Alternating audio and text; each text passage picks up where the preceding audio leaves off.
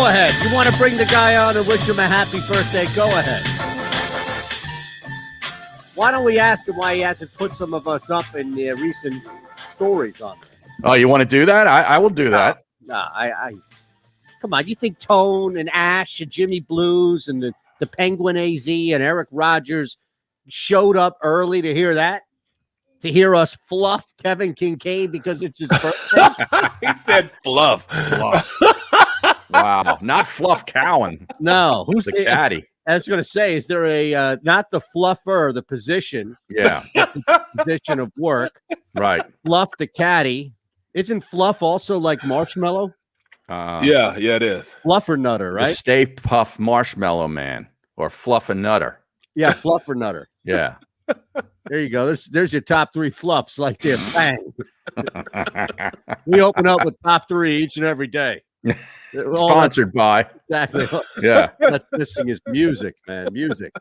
We got a Monday night game, so at some point we should get Newey on here.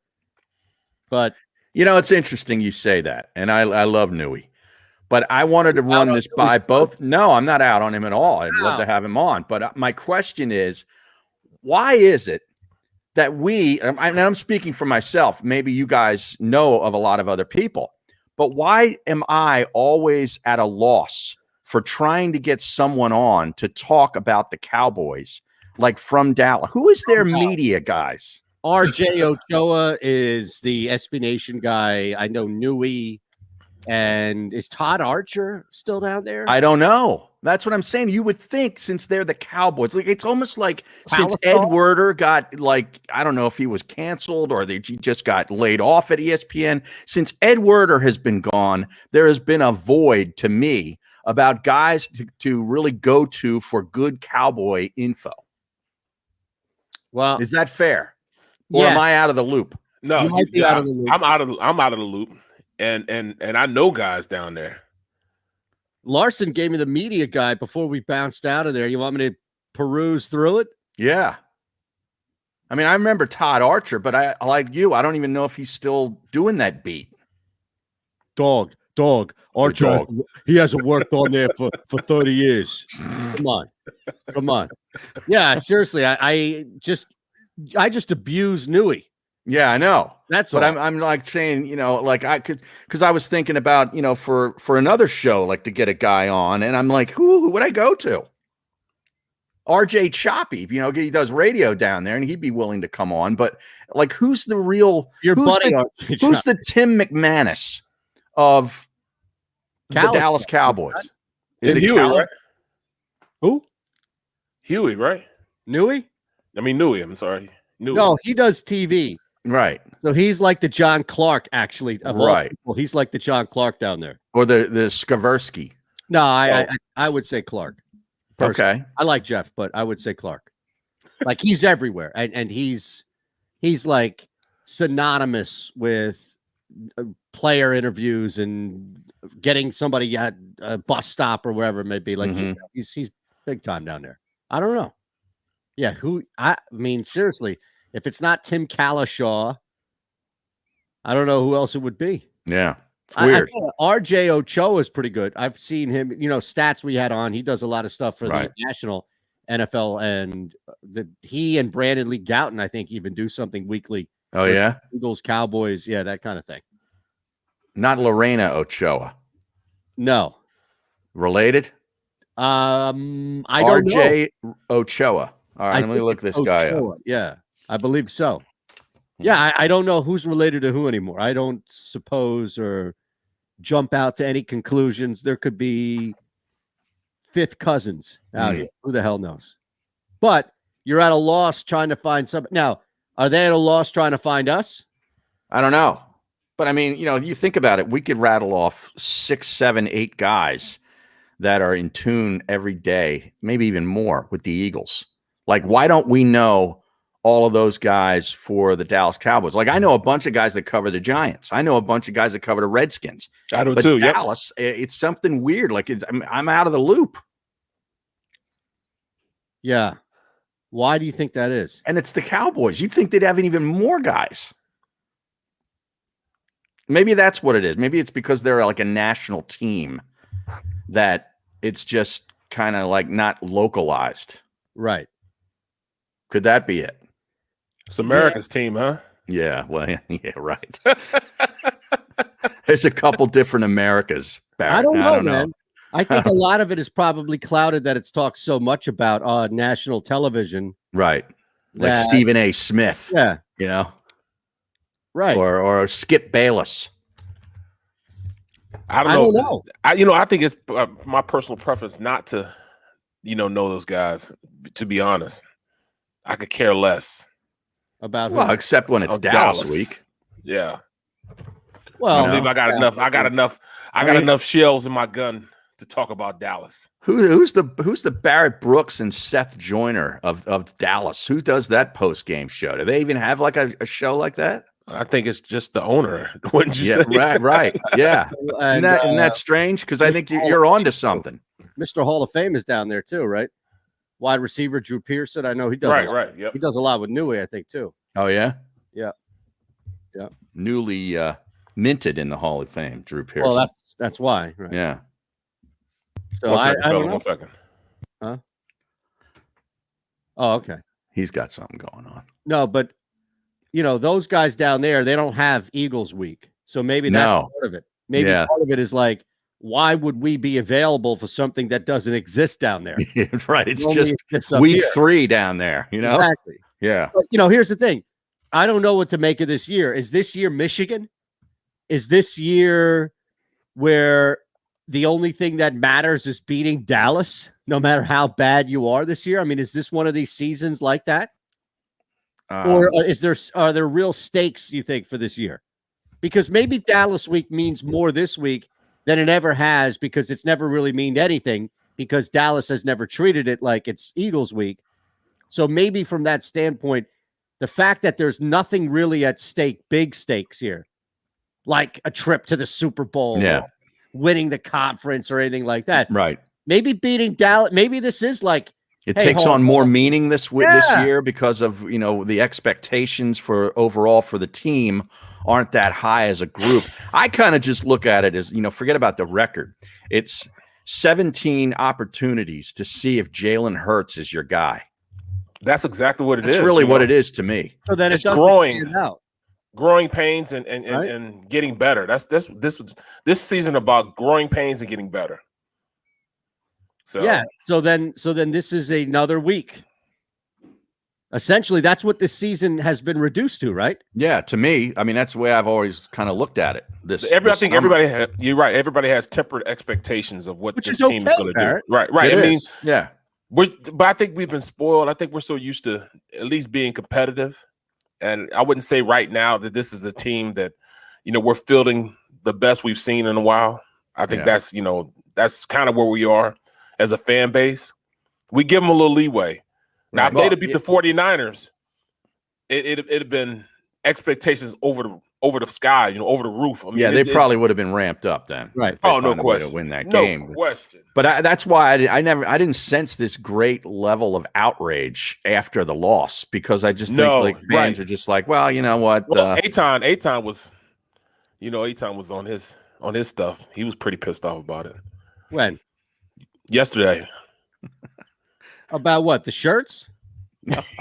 He's more upset about Sirianni's laundry than he is about the record. Well, that's the coach himself.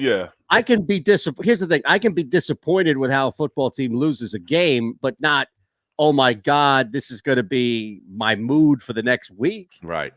I think when you look specifically at Sunday, there were a lot of things to be disappointed about. Right. Yeah. But that's not oh my God, that's it for Jalen Hurts or Nick Sirianni or anybody else. I just think that the theme of these shirts and how soon they came out, and Barrett referencing September Super Bowls and so many things about it, it fit so much of a narrative. It just was like, when you get one side, if you've ever done that, and I've only done one, of the Rubik's Cube, and you're like, wow, okay, that's beautiful. That's just going to fit perfectly like that. But no, I mean, to be fair, Monday night could tell a completely different story. Mm-hmm. So that's why there was no major lasting statement about the Philadelphia Eagles after Sunday. It was just, wow, that team really shit the bed in some key areas. and lost missed opportunity. Yeah, and lost the home opener for thousands of fans who had waited a year plus just to sit in that stands again. Come on. Yeah. No, well, the expectations are still kind of low, though. I would say. But that's the point, though, about this week, right? And about this season is so much, if not everything, is back to Jalen Hurts and stays. Well, this week and every Dallas week in particular will never be just about, it wouldn't matter if we were the sorriest team in the NFL. This isn't. This will never be a week where they're just like, okay, we don't care. No, Dallas will always be a week that we care. Believe that from a player's point of view. Oh yeah. Oh yeah. You learn that as soon as you walk in the door when you put that jersey on. I don't know, man. Those guys down there, from everything that we hear, there's just I don't know how much it's reciprocated. And maybe that flies into this whole thing of pandering, because fans in this area, to your point, and we brought this up when you stepped away for just 1 second, but fans in this area can survive like a Big Ten mentality where you can go winless, but if that one win you get is against Ohio State or Michigan or Penn State, then the season is worth it. Then you've added some merit to the season. And I think we have a collective fan base here that believes that. So I guess my question is, how much of that is turned around to pander to us? Because look, I think we would all be tone deaf, not tone on the chat, but tone deaf if we all thought that players and coaches, specifically head coaches, didn't pander to us, right? Like, it's easy to pander to us. That's why we don't understand how people don't pander to us. It's so easy to do that. So how much, and I'm asking both of you guys, how much of Cowboys week, of Dallas week, Dallas sucks, of the Calvin and Hobbes pissing on the Cowboys helmet stickers that are all over the star, pissing on the star. Is that what it is? I think so. Yeah. Or maybe it's the helmet with the star. Maybe. How much of all of that has always been, and so much fueled by, just guys on this team who are smart, like Barrett, who is here, and others who understand, hey, if those guys are happy with me, then I'm happy. And how much of that is that? Did you hate people on Dallas, or did you know that you had, or did you know you had to hate? I think they did back in the 80s, in the early 90s. I think they did. Early 90s for sure. Early 90s, okay. Yeah, I think those buddy teams hated Dallas, and it kind of it grew up through us too. I mean, even in my tenure there playing. The fifth down, where they had audacity to run the same play over again. Emmitt Smith. Yeah, the same play over again. We end up making it to the playoffs. Stop them again. They stop them again. But again, how much of this is divisional, right? I mean, you could go back and look at the Giants and so many moments in playoff history between Jason Sehorn, the Amani Toomer grab, right? Yeah. How much of that Washington, where there's also a lot of history with that. And I'm not saying that we don't have a rivalry with Dallas and anything like that. I'm just meaning in we don't have a Giants week. We don't have a Washington week. No, we don't. I think for me, it kind of crystallized during the Vermeil years when they faced each other in the NFC Championship game and the Wilbert Montgomery run. Dallas came, that to me was like the start of at least my awareness of it. I'm not saying that's where it started. I don't know where it started. It could have started in the 60s for all I know. But for me, it was that NFC Championship win, which not almost, was like sort of like their Super Bowl. And then they came out 2 weeks later and got their asses handed to them by the Raiders. But that almost didn't matter to a lot of fans because they beat Dallas. It was when I first got here, not the players, not the locker room, but the fan base itself. They were almost like you could go 14. I mean, you can go 2-14, right? Yes, the fan base. You could go 2-14, but as long as those two victories was against Dallas, you could get a pass in this city. And that's kind of it was a Dallas week was always a week that you always played at a high level, but you really played at a high level as far as crossing your T's and dotting your I's to want to beat the hell out of Dallas. Period. Point blank. Isn't that interesting though? How it was the fan base first, yes, and the locker room second, right? Yes, I bet you hated people on the Giants, I bet you hated people on Washington. Oh, yeah. Man, I got to see that ugly mother again. Yeah. Yeah, I mean, you're talking about Dallas. I mean, look at the players that they had. I mean, that offensive line they had, you had that, those egotistical offensive guys, with Emmitt Smith and, you know what I'm saying, those type of guys. You had Dion, being arrogant out there. Right. Michael Irvin. Mm-hmm. All those guys you hated. I mean, it's hard to hate Moose, but you hated Moose also. You know what I mean? Well, they had flamboyant characters on that team. Very flamboyant characters. Yeah. And then dating back into the, when I was a kid, they had the clean-cut All-American guy in Roger Staubach. You had, Landry, the father figure with the fedora on the sideline wearing the suit. You were like, it was almost like, dude, that guy reminds me of, somebody my dad would hang out with. Like, I don't like him. You know what I mean? Because you're rebelling against all that. That represented authority back when I was a 10-year-old kid. Right. Right. Yeah. And you look at the coaches, when I was playing and, throughout time, Barry Switzer. Mm-hmm. I mean, you had to hate Barry Switzer. Oh, yeah. Jimmy Johnson. You had to hate him also. Barry Switzer. He seemed like a kind of a clown, didn't he? He was like he was. Barry Switzer was a boob. He was a great college coach. And when Jerry brought him over, he was almost like a cartoon character to me. Yeah. Yeah. But he won a Super Bowl, didn't he? Yeah, he did. He did. That third one that Jimmy Johnson really. Jimmy Johnson, right. I mean, it was basically like, we need somebody to step in and just be the head coach. Just be there. Yeah. That role. Right. You don't have to make any decisions or anything. Just be there. Who won? Was it the Niners? Who won in between, right? Because they won 91, 90, or 92. The Niners beat the Chargers. That's right. The Chargers. Yeah. What happened that year? I know that was the beginning of the end, because they don't win the Super Bowl after winning 2 straight, and Jerry Jones goes full ape shit on everybody. But what happened that year with the Cowboys? Do we remember? I forget how bad it was, because really the schism began when they didn't. I know they didn't like each other, and Jerry put up with Jimmy, but hey, Jimmy's winning Super Bowls, man. So that's but Jerry wasn't getting enough of the shine. True. Right. I mean, that's when, Jerry was like really wanted to insert himself as the guy that we now know for the last 20 years. He was the front figure. It wasn't about the head coach. It's about him. They lose in the NFC Conference Championship to the Niners that year, and that's enough for Jerry Jones to open up the door for his departure. Yeah, and isn't that unbelievable? Right. Jimmy Johnson had to win a 3rd straight Super Bowl. And I don't know, say, how about that owner instead of the Cowboys, right? Well, that kept his job. No, that actually was Barry Switzer's team. The 94 team. So he was gone already. No, according to Pro Football Reference, he was gone already.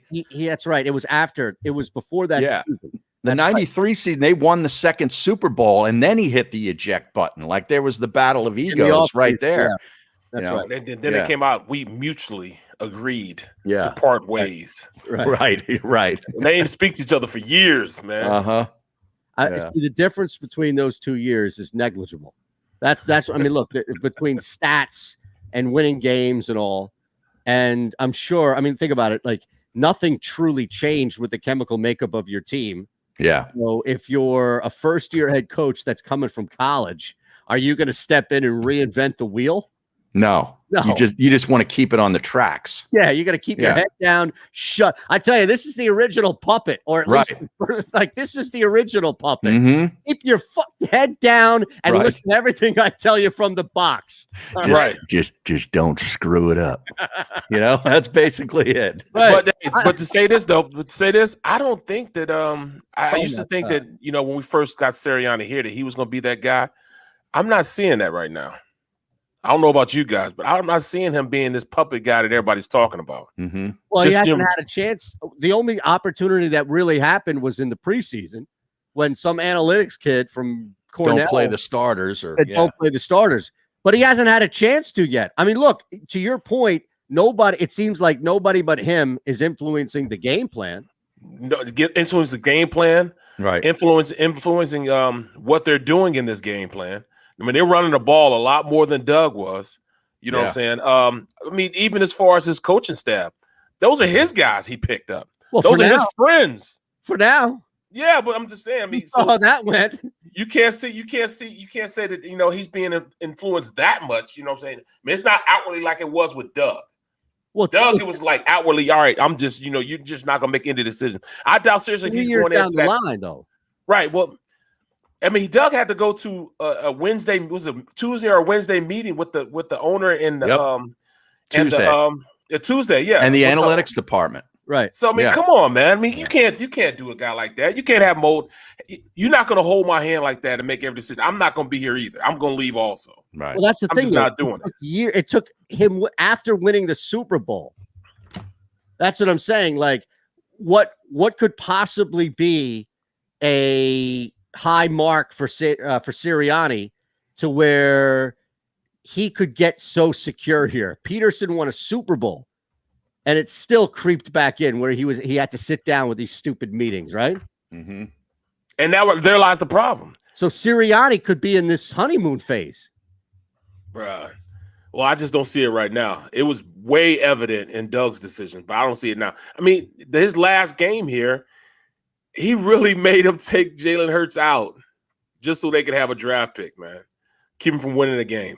Mm. Yeah, but look, I mean, how much of that was talked about ahead of time? Doug Peterson, clearly from a lot of things. Like, I think we have to look at it more so from the standpoint of Nick Sirianni is here for 2 football weeks, whereas a relationship deteriorated over years after a coach won a Super Bowl. Yeah, so, that's because he's meddling too much. So maybe he sees now, man, I can't meddle so much right now because I just let a Super Bowl winning head coach just leave. In fact, Doug's name was up for the USC, and he said, no, I'm going back to the NFL. I'm taking this year off. I'm going to collect these checks, right? And I'm going to go in and get to the Everybody NFL next wanted year. out. Everybody wanted. Now, you're right. I mean, it's almost, and this to the point of I was saying was where it's too soon. It's way too soon to think that Jeffrey Lurie or Howie Roseman haven't learned from their mistake. So absolutely, they could have easily looked at what happened and how bad this was and how bad it ended, really poorly ended for everybody, and think to themselves, all right, let's give Sirianni more leeway. Let's give him more rope. Let's make him in a position where he can make more decisions outside of what you're doing on the day-to-day on the football field. We also have to see what happens this offseason. Right. Remember that draft back and forth, right? Where Howie, I'm looking at the chat here, where Howie is bouncing back and forth on that great 3rd round decision. Oh, with Tom Donahoe. Yeah. Where was Sirianni in that room? Oh, dang. You're right. He was in there. No, he was in there though. Yeah, he was in there. I think he was conveniently left out of that clip. Yeah. Now we have someone new on the stream. Did you see this from Spain? I believe. No. Sports City SS. I believe they're from Spain. Okay. Yes. Hello from Spain. Fly Eagles fly. That's pretty cool. That's real cool. Time. It's got to be what, 5 hours or so? Oh, at least, yeah. I'd say maybe. I think 6. Israel is 6. Yeah. So Spain, I'm going to guess, is 5, maybe? Probably. Maybe 4. You know, depending on how east or west part of me you are in the continent, not the country. It's pretty wild. It's an insomnia. Yeah. No, it's +4. Oh, okay. Yeah. No, if it was minus. Yeah, it's like the middle of the afternoon over there. Yeah. Yeah. It's siesta. That's what this is. Right, a siesta. Look, this is a perfect companion to your siesta. You want to fall asleep, you pop us on. Yeah, right. It's absolutely easy. I love it, man. Man. All right, so let's take a break here in a second. This is just interesting to see how this thing all plays out on our end. Now, after all that discussion, are we just back to where we began, which is getting Newey on, or is there somebody else that you think we should track down here? Well, apparently the stream is saying something about some guy who's a reporter that's covered Dallas, Mike Fisher. I got to do some research on a guy named Mike Fisher. Well, how many people said that? One person said that. Right. Well, let's, if Joey B or SD isn't signing, Jackson Avion isn't signing off on it, then I don't know. You don't know who pops in just, how do we know that's not Mike Fisher doing his own pub? for his blog and his podcast. No, I think he does radio. Mike's actually a big name and does a lot of quality work. But yeah, we can reach out. That's fine. I want to know how you're going to react if Nick Sirianni wears a Beat Dallas T-shirt this week. Or like, maybe he has a dog shirt on. He has a dog shirt on with his leg up. Right, peeing on the star. Yeah, the dog, DAGG mentality is pissing on the star, Eytan. Or like F asterisk ampersand exclamation point Dallas. So here's what I would say. I don't know if you can do anything worse than run the Philly special on 4th down at home. Okay, so that was the ultimate pander. I think, well, yeah, because that infiltrated the game plan. Right. That affected the game. Yeah, you're right. Yeah. Yes. It infiltrated the game plan. It wasn't just put in, it infiltrated it. Right. It found its way in, man. Trojan horse and all. Greg Ward's coming over there. Let's run Philly. I don't have the sheet. What the hell are you talking about? All right, go ahead. I trust you. I don't know. So now I feel like I don't know. I think he actually preemptively did this. Look, Nick Sirianni is a smart guy. I think he preemptively called Philly on that 4th down with Greg Ward, knowing that he could wear anything now, and it won't top that. That egregious level of pandering will never be topped. So you could wear whatever you want. You could wear like a nobody saves more. What is it? Only God saves more than Perrant. Like one of these old school. He could show up in a Ron Jaworski game-worn jersey, and it still wouldn't be as bad or as egregious. That's running Philly, huh? Yeah. Do you think Nick Sirianni was behind the moving of the statue? Now, apparently they moved the statue of Doug and Nick Foles. No, Doug and Nick Foles. That has been relocated. Where? It's like out in Lot K. Are you serious? Yes. Why? I don't know. I don't know why it was moved. Was it just recently moved or when? Yeah, just before the home opener, I believe. All this statue stuff always happens overnight. And then you have to go on Twitter and figure out what got knocked down, what got replaced, what's just getting cleaned because people overreact. Oh, no, you knocked this one down. No, it's just getting cleaned. Right. You boxed this one up. What the hell, man? Yeah. Why did they move that? I don't know. Well, I mean, I knew I thought they were going to move it while what's his name? Carson was here, but he's gone. So why would they even move it if Carson? Nothing to do with him. Carson was here, right? Yeah. Well, yeah, and that's what really put him over the edge. He had to come to work on game day. That's what it was. Yeah, that was it. That was the straw that broke the camel's back. How you gonna put that guy there? And I'm the quarterback here. You gonna put that guy there? Wow. I guess Nick Sirianni said, "No, you're not gonna leave that guy there. I gotta fill his shoes. No, that guy's got to go." How many straws do you think were underneath that final one? 1,000? How many what? How many straws do you think were underneath that final straw that broke? Oh, yeah. Right? It was 34 million straws. That's what it was. All right, we got to take a quick one. We're back in 3 across the board here. Hit that thumbs up button and make sure you are subscribed to the JAKIB Media YouTube page here, as we have a lot. Our buddy Lofty's going to pop in the second hour. Are we going to track Kincaid down? This is a Harry Mays call. I'll leave it all up to you. Well, we don't have to because because he hasn't even responded to my text wishing him a happy birthday. So screw him. All right, fair enough. All right, it's the middle. We're back. Go for the midnight dares. Go for the memories. Go to get your spin on. Go to get your spa on. Go for the bubbles in your bathtub and in your drink. Go for the stakes and the steak. Go for him. Go for her. Go for the win. Go to Ocean Casino Resort. Book your trip at theoceanac.com. At Stateside Vodka, every new customer gets the world's best rocks glass. Free. What's that? A rocks glass? You're telling me that bottle is cut in half? You could say that. Holy shit. And you're telling me I can get one of these glasses for free? That's right. 1 free rocks glass per customer with each first-time purchase of Stateside Vodka. So good, it just disappears.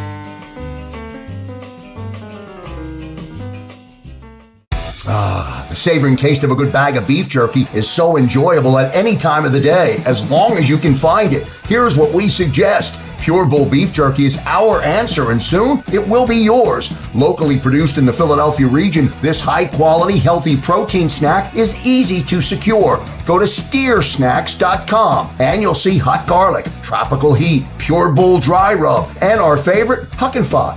What's that? Huck and Fod. Go now to steersnacks.com. As a hard-working American, you've never experienced how tough life can be until now. A catastrophic injury while working on the job. A personal injury from someone else's negligence. Turned away by other law firms in the region who didn't bother to learn your story. It's time to meet the Fritz & Bianculli Law Firm and managing partner Brian Fritz. Badly injured? Call the Fritz & Bianculli Law Firm. Find out why they say, "We got this." Go for the midnight dares.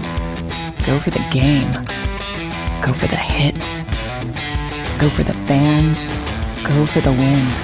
Go to Ocean Casino Resort. Book your trip at theoceanac.com.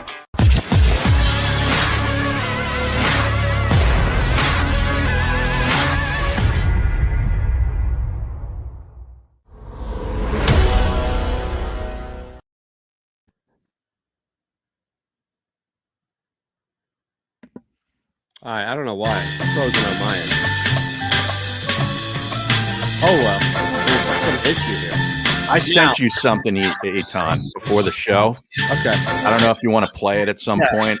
Is it a video we can play? Or It's a little video, a short video of Ben Roethlisberger meeting with the media after the game on Sunday. And this is something I didn't find until today. But apparently there was an issue with the play call on 4th and 1 with about 9.5 minutes to go in the fourth quarter. Pittsburgh's down 2 scores, and they punted the ball. So they asked Ben about it, and it's kind of interesting. There could be some trouble in Pittsburgh. All right, well, let me pull this up here. Yeah. Have you heard anything going on there? No, I haven't. Not except for this. Well, I didn't know are people talking? People are talking. People are talking. Is anybody saying anything? I'm sure they are. Steelers Depot in the house, huh? Correct. Now, I didn't know if anybody was saying anything at all inside the house. This is Big Ben. Mm-hmm. We're going to need the audio here, fellas. Yeah. There's audio. It's weird. Are you going to play the video too, or no? I'm playing it now. Oh, I don't see it. No, I know. The video I'll pull up, but for some reason it's not. That's strange. Because with the video, you can see his facial reaction at the end is pretty good. I know. So what are you trying to say that it's the backup quarterback, not Mason Rudolph, but Dwayne Haskins is causing a quarterback controversy? No. I'm talking about maybe a rift between Roethlisberger and the coach. Oh, I can see that. Yeah, here we go. Yeah, it's not playing audio, though. Do you have to increase the volume down there in the lower corner? It's all the way up. No, it is. It's all the way up. It's all the way up. I knew that was coming. Oh, that's a shame. Why can't we hear this? I don't know, but I have it all the way up. Yeah, that's face. Look at that face. Yeah, look at his face at the end.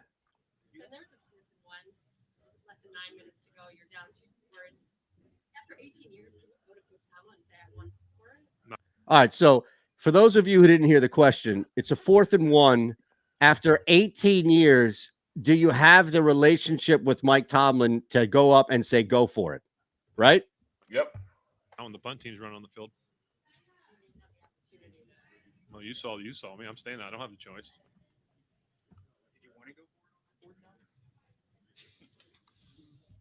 Yeah, wow. So Tomlin sent the punt team on the field with 4th and 1, and Roethlisberger's probably standing there looking at the sideline, like, what's going on here? Like, all these guys are rushing on the field. I guess I'm done. Yeah. So he comes off, and then they asked, the other reporter says, did you want to go for it on 4th and 1? And he gave that look like, yeah. Like, I mean, 4th and 1 with 9 minutes to go, you're down 2 scores. Right. I don't know where they were on the field. I'd have to look up the play chart, but what do you think, Barrett? No blank, Sherlock. Right. That's what he's thinking. I mean, this now is 2 scores. Right. You're saying let's let my defense go back on the field without TJ Watt, your best player. You know, what would you rather do? Yeah, and give the ball to that running back you just drafted in the 1st round. Exactly. Or let Big Ben, let's just get his big butt behind a guard and get the 1st down. Let's go. And he made a living of doing that. I know. Year 18, he goes, all right, we're not going to go for it. I mean, what are we doing? It's pretty weird. Yeah, but I will say, looking at the string, Alec, you're right. They that offensive line sucks. No, I know they do, but I mean, brutal. Did you see what's? And look, their offense is atrocious. A line, and their offense is their offensive line is atrocious. And do you see how uninspired? Like, I'm surprised, Barrett, that you don't watch what they do on offense, especially running the football, and don't vomit multiple times at the screen based on what you guys did at a Super Bowl level. The offense basically consists on this poor young man who's got a ton of talent and Najee Harris essentially just running into the back of the guard. Like, that's the offense, is just tighten everybody up into 5 guys into 1 phalanx and have Najee Harris try and narrowly slide through a hole. What the hell is going on there, bro? They're up in arms right now because I mean they hung their hat on running the ball with Bussy and Fast Willie Parker, and look at it now. I mean, it's ridiculous. Now they were at their own 34 for this play. So does that influence your decision? At their own 34. So basically, if you don't get the 1st down, you're basically giving them a field goal, and now you're down 12 points instead of 9. Still 2 scores though. Yep. So, I mean, but Ben's taking it like it's him, but it's not really him. It's more so the guys he has in front of him. Mm-hmm. You can't. This is a travesty. In Steeler country, to not be able to run the ball, have an offensive line that bad. Yeah. Oh, come on, man. I hate to do it. It's very un-Steeler-like. Oh, it is, man. It is. That is not their brand, or at least the brand that I remember. Right. That's true. No. Now, what did they do in the draft? Did they not draft any offensive linemen in the first 3 or 4 rounds? Let me check. Let me see. The kid, maybe it was later than that. Right? 3rd round, they drafted center, Kendrick Green. 4th round, Dan Moore Jr., left tackle. Okay, and that was it. He starts, Dan Moore. Yeah. And Kendrick Green does too, according to this. They're just so young. That's what it is. Wow. Okay. But I mean, even still, man, you got Freiermuth, man. He's a good tight end, bro. Just run a little pop pass to him. They are so uninspired. Who's running this offense? It's ridiculous. I'm telling you. This Matt Canada is the offensive coordinator. Canada? Oh, yeah? Yeah, Matt Canada. Honestly, Barrett, you've got 3 guys, 4 if you add the tight end. Even Najee Harris they're throwing to. And look, I mean, he's out there, I think, for 100% of the snaps. So it's insane. But he gets targets, is my point. So you have 5 competent receivers. You have 5 competent sets of hands. Now, there are tiers on how competent. I'm not equating Deontay Johnson with the tight end, but my point being, to your bringing up him and others, you should be throwing the ball. You should be opening things up, knowing that you only have one running back anyway. I don't know. This offense seems like it's stuck. And here's the crazy thing about it. We talked a little bit about this, I think it was earlier this week after the Steelers game. But Roethlisberger is not shot. We made fun of him, except for Barrett last year, about how he noodle arm and all this other stuff. He's not shot. He can throw the ball. No question. His receivers catching. I mean, we saw there was some Butterfingers.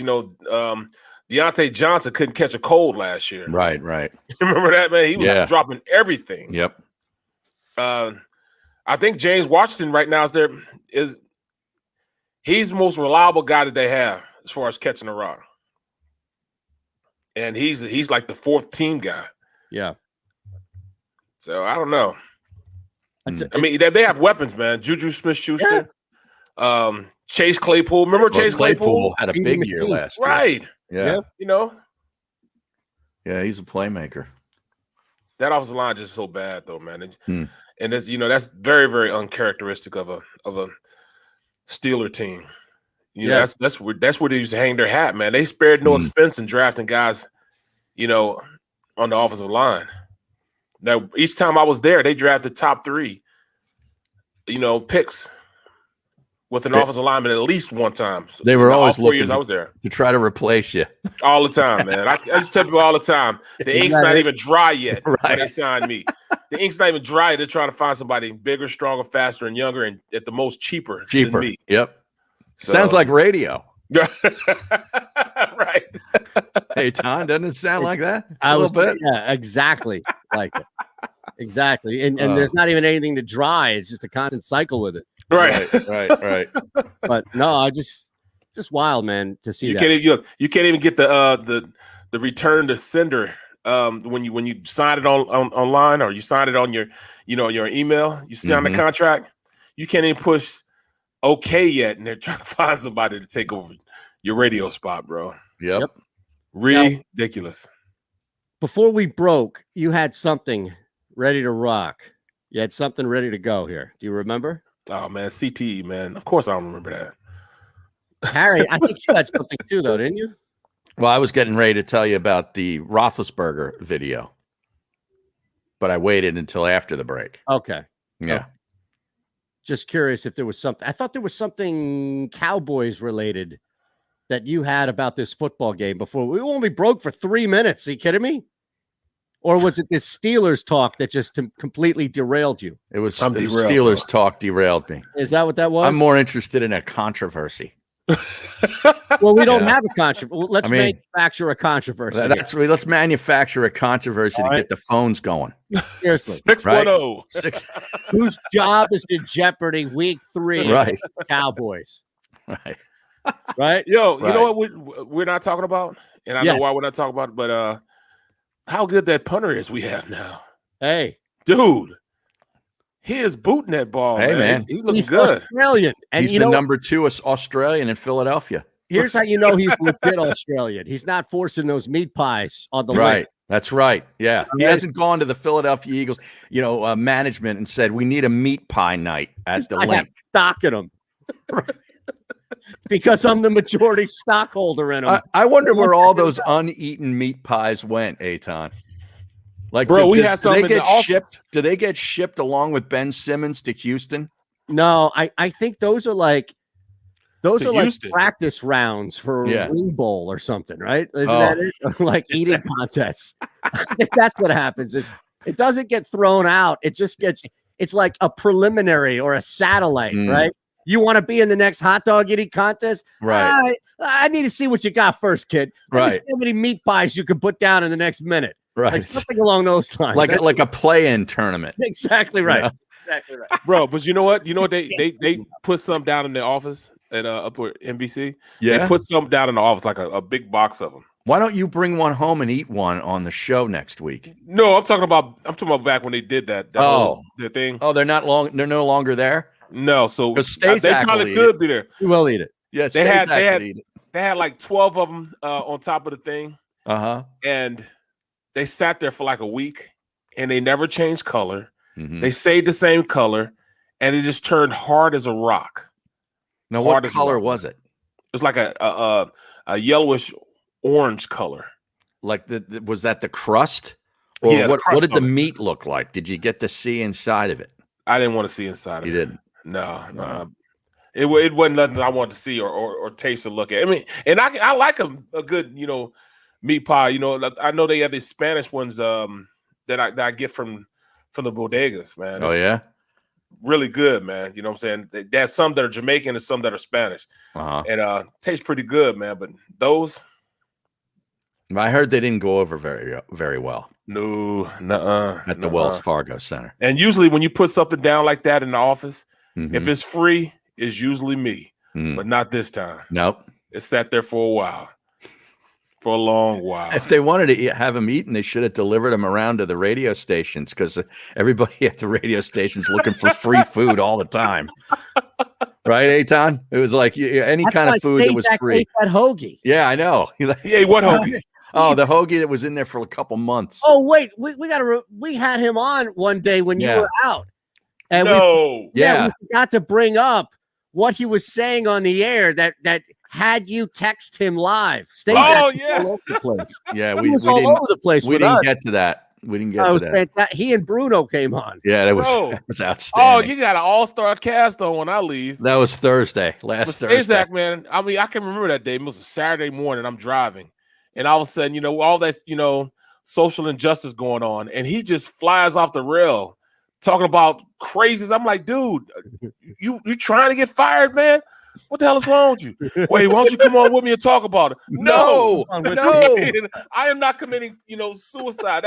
That would be, suicide for me in my career. That'd be career suicide, bro. Exactly. Like, there's no way I'm not touching that with a 100-foot pole, bro. Nope. Man, I hate to do it to stay. Smart move. Yeah, seriously. I'll tell you.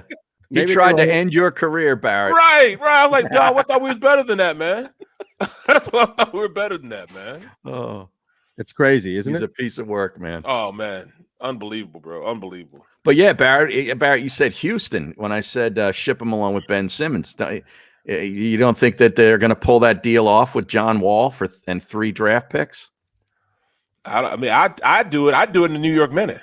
I mean, even still, John Wall, man, I believe he can come in and generate shots. He's not going to forget how to shoot. Everybody's saying he's all used up. Well, him being there will be better than Ben as far as, production in the fourth quarter when we need buckets. Mm-hmm. He can make that happen. We got Matisse. Matisse will be fine at, taking over. Matisse is included in the trade, according to what Eytan read. No. Yeah. I can't do that. No, I can't do that. So you want Matisse and 3 draft picks? Matisse, Ben Simmons. You're going to get 3 unprotected first-round picks. Some guy named Christian Wood and John Wall. Christian Wood's pretty good, man. Well, he's a rookie. He was a rookie last year. Yeah, he played really well. But see, I'm not even thinking about Christian. I'm thinking more about Wood, 3 unprotected. 3 unprotected. You're thinking of somebody else, Harry. I thought it was Christian Wood. Christian Wood's legit. Like Christian Wood comes on this team and oh no, it's not Christian Wood because this guy isn't. This guy's a guard. This guy was a guard. Okay. That was drafted from Arizona State, I believe. I'm sorry, Barrett. I didn't mean to jump in. I just wanted to talk that through because if you could get Christian Wood, like I'd rather have Christian Wood on this team than John Wall by a mile. By a mile. Christian Wood dropped 20 a game last year on a bad team that played up tempo. Yeah. But I mean, even still, we're talking about the 3. No, it's Josh Christopher. Okay, sorry. Josh Christopher was the name I saw. But 3 unprotected draft first rounders? Right. That's huge. That's you talking about draft capital. They're going to suck for the next couple of years. That's easy money there, man. I don't know. Those would be lottery picks, Right. Yeah. That's what I'm saying. Yeah, you'd like to think. I mean, Simmons is not good enough alone. They are going to have some money, but okay. Are you going to entertain that, a bunch of Reddick Juniors? I'd entertain that, man. The 3 unprotected first rounders alone. Yeah, but that's the thing. Why does Houston? This is my question. Why does Houston make that deal? Because you're right. Bringing in Ben Simmons is not nearly enough to get you out of the lottery. So why are you then giving up 3 unprotected draft picks over the next couple of years to ensure that you're a lottery team without being able to draft in the lottery? See, that's not. I don't think that's the deal that they're trying to give them. Because if they'd have thrown that at us, if they had thrown it at me, I'd have took that. Absolutely, that's my point. I'd have took that. Yeah. Now this was a hypothetical. This wasn't somebody who was leading into a report. Wasn't it that Leader Johnson guy? And he was just putting this out there. That's right. That was the. I'd take it. I think they would too. That deal is not on the table. I know that for sure because they would have been taking that. Yeah, I agree, man. No, you're right.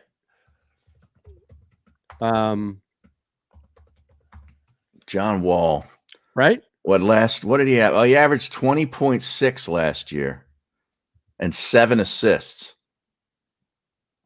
in 32 minutes per game. He averaged what? 20.6 points per game and 7 assists. Yeah, on a shitty team. Yeah. I think the difference is that he's got tread on his tires where Christian Wood has played exceptionally well over the last couple of years on bad teams. Well, it wasn't Christian Wood. That's not the guy. No, but I'm thinking maybe you could make an angle for him. And run something where you've got Wood and Bede. It'd be a tough matchup for bigs. That's all. He goes, look, Ben goes down there and just becomes a scoring juggernaut. I mean, just putting up like 30 points a game. Right. Why do I feel like that's coming? You think so? I don't. I kind of do, man. No, here's the thing. He's not going to become a scoring monster. But what I think happens is that in the first year, we see things we never saw. We see him getting to the free throw line a little bit more. We may even see him take a couple of threes. You know what? No. I think it's going to go like this. No, there's no deal gets done. He's going to be sitting here. He's not going to be sitting there. He's just going to get fined. He's just going to sit out the entire season, and they're going to hold his rights until somebody comes with a better deal. I think that's how they go into it. Wood went undrafted. Yeah. In the 2015 draft and joined the Rockets Summer League and then was signed by the Sixers. Yeah, he played well in Detroit and then was in Houston. I mean, he put up 20. I think he put up 20 plus last year, right? I'm not sure. I mean, he played well, man. He played well, and he's long. He can stretch. There's nothing negative about bringing. Again, John Wall is at a point right now where he's just not putting you over the top. No, that's all. But no, the only thing there is the draft picks. Correct, man. Ben Simmons. So, what do you think the most what would be the most ridiculous / realistic scenario? Right? For what? For Ben Simmons? To troll us next year. Would it be leading the league in free throw attempts? Yeah, right. Right. Yeah. Well, he's got more free throw attempts than Embiid next year. Yes, something like that. Something like that. Yeah. Taking one random three a game. Not at the end of a shot clock or at the end of a quarter either. Just a subtle. In the flow of the offense. Yeah, one subtle, small little three a game. That's like a troll, like Mills Lane used to do that thing with his nose, like a shout out to his kids or something. Well, Hornacek used to at the free throw line too. Right. He would do that weird thing with his rub his face or something. That was like saying hello to his kids. Yeah. Yeah, and his daughter ended up being really kind of hot. Oh, is that right? Yeah. Well, you usually follow this stuff. Isn't her name Abby Hornacek? I have no idea. You are the one who. I think she actually might even be in the sports media business. Well, is she running a team or something? No. What's she doing here? We need answers. You want answers? Yeah. I think I'm entitled. She was a host. She was with Fox Nation. Okay. Abby Hornacek. Hornacek. Not did have that. Not Abby Hornacek. No. Change her name. Not Havlicek. Okay. Not Havlicek. What about Hornacek? Yeah. Wait. What about that? What about Hornacek's daughter? Oh man. Unbelievable. I heard there might be some audio we're going to have to play of him. Russo. From his show, I believe, yesterday. Okay. Yeah. Now we should. Okay. Let me find. I think Jimmy Traina. Is that a let me check scenario here? That's a let me check. Yeah. Okay. Yeah, but I did have that right. It's Abby Hornacek. Yes, I just looked her up. Yeah. Baldy's following her. Hard to believe. Hard to believe.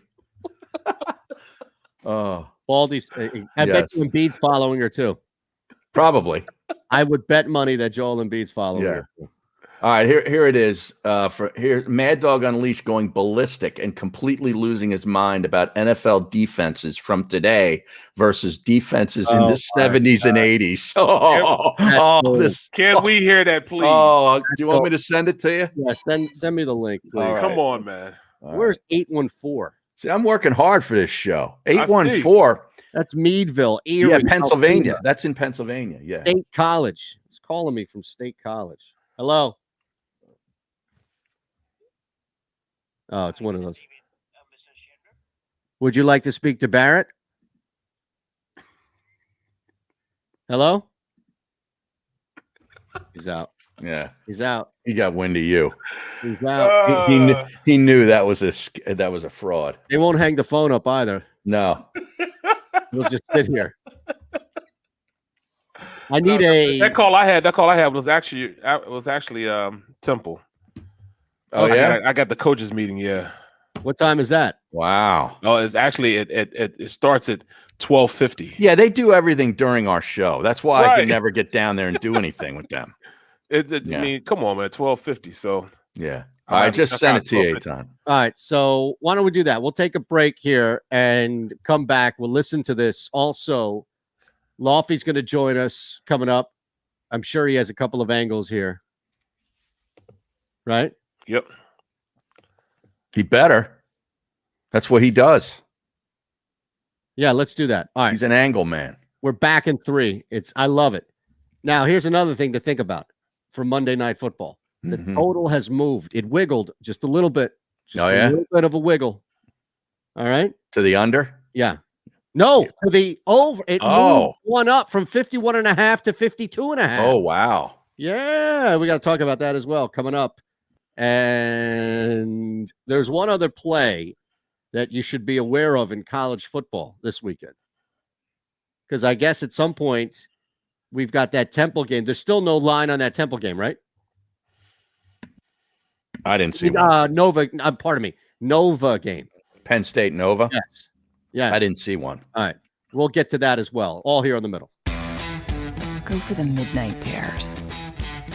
Go for the memories. Go to get your spin on.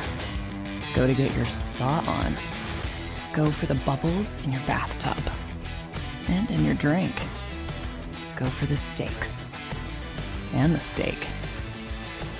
Go for him. Go for her. Go for the win. Go to Ocean Casino Resort. Book your trip at theoceanac.com. At Stateside Vodka, every new customer gets the world's best rocks glass. Free. What's that? A rocks glass? You're telling me that bottle is cut in half? You could say that. Holy shit. And you're telling me I can get one of these glasses for free? That's right. 1 free rocks glass per customer with each first-time purchase of Stateside Vodka. So good, it just disappears.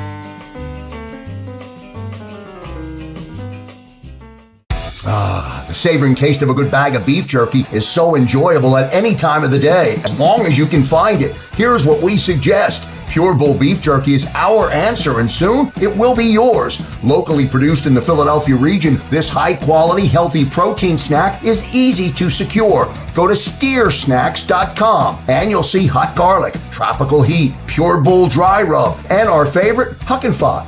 What's that? Huck and Fod. Go now to steersnacks.com.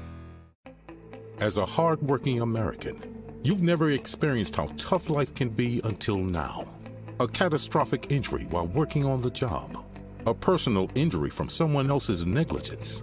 Turned away by other law firms in the region who didn't bother to learn your story. It's time to meet the Fritz & Bianculli Law Firm and managing partner Brian Fritz. Badly injured?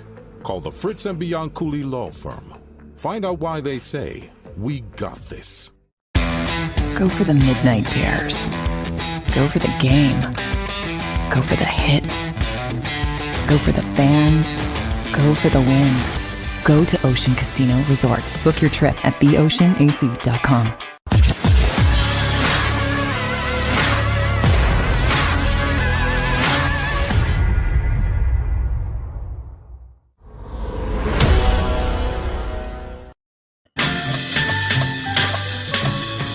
All right. Do we want to hear the audio? there's no video for this. No, there's no video. The Mad Dog thing? Yeah. Yeah, I haven't listened to it. But I'd like to hear it. This is long here. Oh, it is? So it's about 2 minutes, so I'll pause accordingly. In color. Every game they ever played. 50 years ago. Sharp as a tack. Every game. Don't sit there and start ranking these quarterbacks because where's Drew Brees? Don't do that. Brees would get destroyed by the 75 Steelers. Oh, my God. How about we send Brees and his Saints to Three Rivers on a cold day in December on the turf? Let's see if he survives it. What, are you kidding me? Wait a second. Why Brees, though? Right? I don't know. Why is he picking on Drew Brees? He's no longer playing. He retired, yeah. Right. Survives it. He would get destroyed in that game. Oh my God! And let's send Rodgers to you know what? Let's send Rodgers to the. He was going to say Yankee Stadium. Yankee Stadium for the old Giants. He was going to say the Polo. You send Rodgers to the Polo Grounds. Oh my God! Meadowlands in '86 against that Giants defense in Belichick. Rodgers to you know what? Let's send Rodgers to the Meadowlands in '86 against that Giants defense in Belichick. If in 2 playoff games Montana could kick 2 field goals, how many points do you think Rodgers is scoring? It's a fair point. Yeah, well, I mean, how many points? Come on. Montana didn't throw the ball. That's football. That's football. That's football. I agree. There isn't one Lion defensive player in yesterday's game who would even make the '86 Giants. The '86. Wow. God, I got to sit there and preach. Because you guys don't know. I'm surprising you. I got to sit there and preach. Johnny's an 18-year-old kid. I'll live with that. He gets so upset, Eytan and Barrett, when these young guys and his producers are not aware of the history. That enrages him. He's talking about, I assume but I thought Zimmerman doesn't work on that show anymore, right? I don't know. I thought it's Colin Schmeling. Well, Colin was always running the board. Okay. And Bill was always the executive producer, but I thought Billy Z moved on and is doing other stuff there. Right. Think about it. Walsh, Montana, and Jerry Rice came the Meadowlands in back-to-back years in the postseason. Back-to-back years. Good weather. Kick 2 field goals. That's it. 2 field goals. Montana, Rice, Walsh. That is all you need to freaking know. I swear, man, for somebody who claims to be a historian of the game, why does he always skip over the rules that have allowed this to happen? Like, if Montana were playing with the same rules, or if Y.A. Tittle was playing with the same rules, then their numbers would look better. Well, I don't think he's ripping Montana. He's basically saying these other guys that their numbers are inflated. Yeah. Well, it's true. But it's not true because they suck. And that's Russo's point. Russo's point is that these guys can't hold a candle to the guys that were playing in the 80s because they're not as good. But the reality is that the rules have allowed everything to change. And I would maintain that, look, Phil Simms is throwing for 4,500 yards in today's game. Yeah. That's what I'm saying. Yeah. Like, it's all relative, is it not? Bro, Mel Blount couldn't do what he did. He couldn't do what he play the way he plays now. I mean, he goes out there now, he'd be flagged every other play. I know. It was every great. other play be flagged. Tatum is surviving in this game here. It was great. I'm so glad. I'm so lucky I got to see it. Absolutely. And I think that if we look at this and understand that we're dealing really with the situation of circumstance more so than anything else, like, this is probably the one sport where you could say the key difference in time outside. And look, guys are bigger, faster, stronger. I get that, but everything is relative in comparison. Mm-hmm. But this is probably the ones, like, how much have rules truly altered what a guy like what Ted Williams would be able to do? Well, I mean, the 3-point shot in the NBA was hardly a thing in the 80s. You know what I mean? They had the ability to shoot it. They just didn't. It wasn't the game. Now it's the game. If you don't shoot the three, you're basically persona non grata. Right. Larry Bird barely shot the three compared to what we see today. Only in the contest. Right. Exactly. Ben Simmons will be a great player back in the day because are you kidding me? Oh man. You're right. They pass like 50 times before they shoot. Now I want 8 passes before we take a shot. 8 passes. He'd be having the 3-man weave up and down the floor led by Simmons. It'd be Simmons and Kuzi. Are you kidding me? That's Simmons' problem. He's just ahead of his time. He's in the wrong era. Yeah, he's in the wrong era. He's all new era. Paul Silas. Yeah, exactly right. All right, is there anything here at the end of this? I don't know. Now my wife's getting upset. Oh, he's at home. Gosh darn it. That's why. Now I can't have dinner tonight. He's at home. That's he does why. his shows from home. I must believe he does at that point. I guess I thought he went into the studio. Yeah, well, if I made the kind of money he'd make, I'd have an state-of-the-art studio in my house too. Yeah, that's right. Now, is this just saw this here on the chat from one of our trusted sources. Antonio Brown out on COVID protocol. Is that right? Are you shocked? Ertz is also, right? Who? Yeah, Ertz is too. Yeah. Yeah, I mean, I don't need Zach Ertz to do anything here. I think this is a Rams win, to be honest with you. I'm surprised that it was a half a point when I got in. So I think the game of the week, man. It's changed too. Yeah, I think there is a lot. Oh man, the Rams, they couldn't even cover in Indianapolis. League swings so much back and forth week to week. I don't know why anybody would use the week prior unless it was like bouncing back. Right. Yeah, the league changes week to week like no other sport. I don't know. I feel like the Bucs are due for a little bit of a bump, and it's not going to come against the Raiders. No shock on them, but it's not going to come against a middle of the road team. Even it's going to come against a good football team, and this is a good football. The Rams are a good football team. Yeah, they are. They are. The Buccaneers have scored 30+ points for 9 straight games dating back to last year. So they got hot. Yep. What do you do?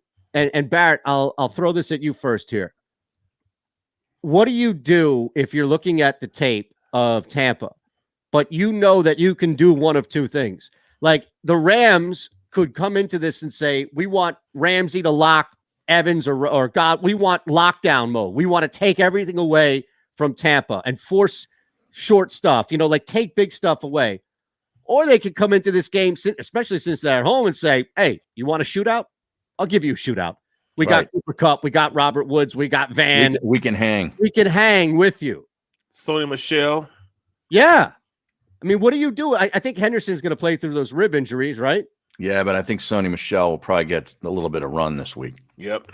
Yeah. So what do you think at that point? Like, do you try and counter what Tampa has done offensively, or do you take advantage of how bad Tampa's secondary first has been and defense at least human from what we saw last year? I think they're going to go up there and just try to outscore them. I mean, they got the quarterback to do it now. They're legit, bro. Yeah, they are. You know what I'm saying? Matthew Stafford just took him over the hump, man. He's definitely a guy that can score with them play for play. And defensively, there's no question that defense is even probably the best defense they're going to see throughout the year. They can do everything very, very well. They can rush the passer. They can cover on the backside. Their linebackers run from sideline to sideline pretty good.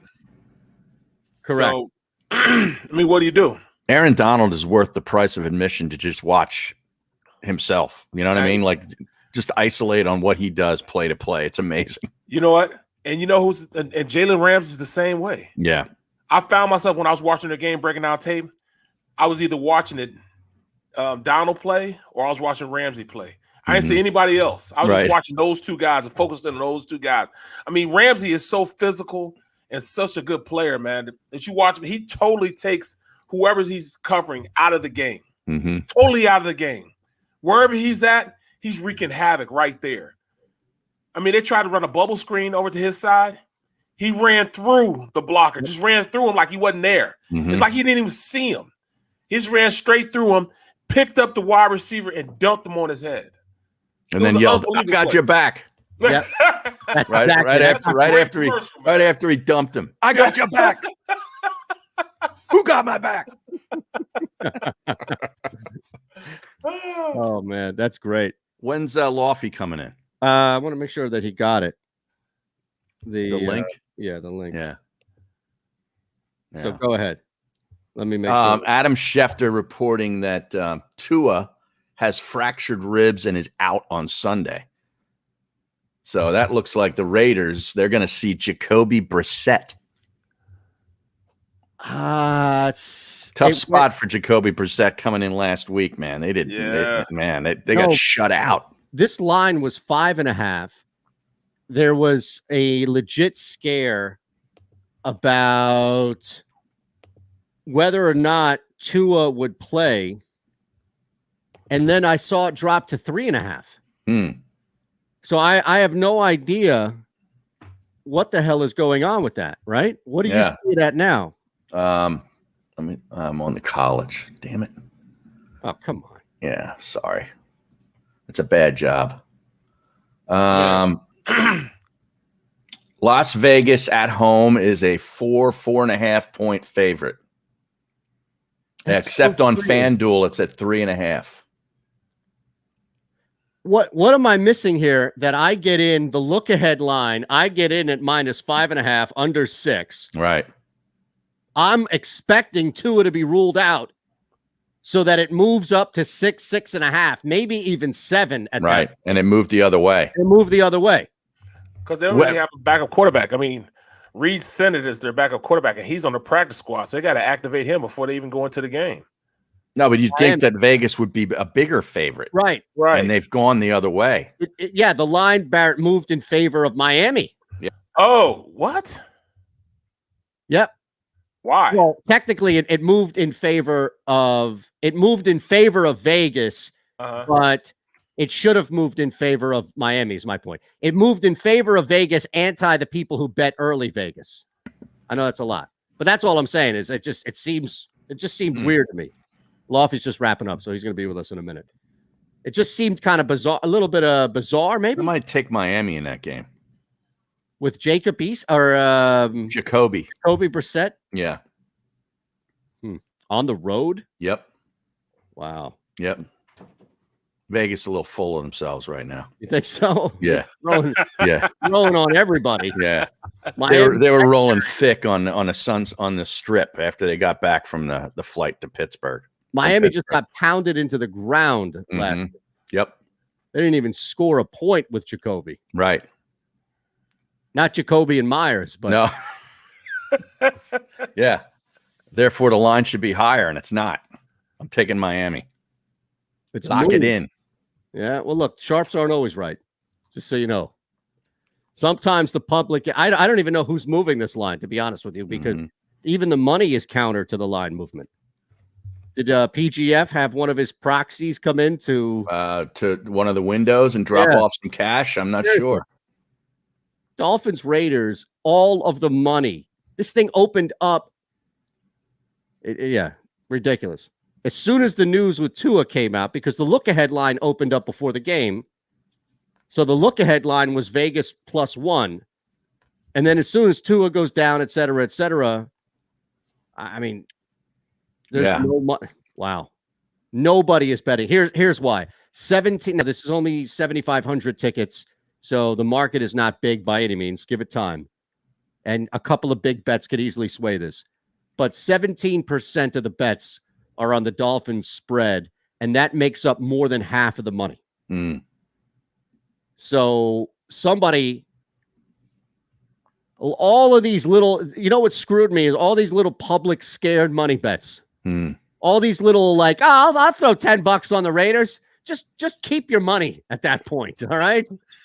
Keep it, because 83% of the bets are making up less than half of the money, which means that there are so many of these small money tickets out there that have saturated the market.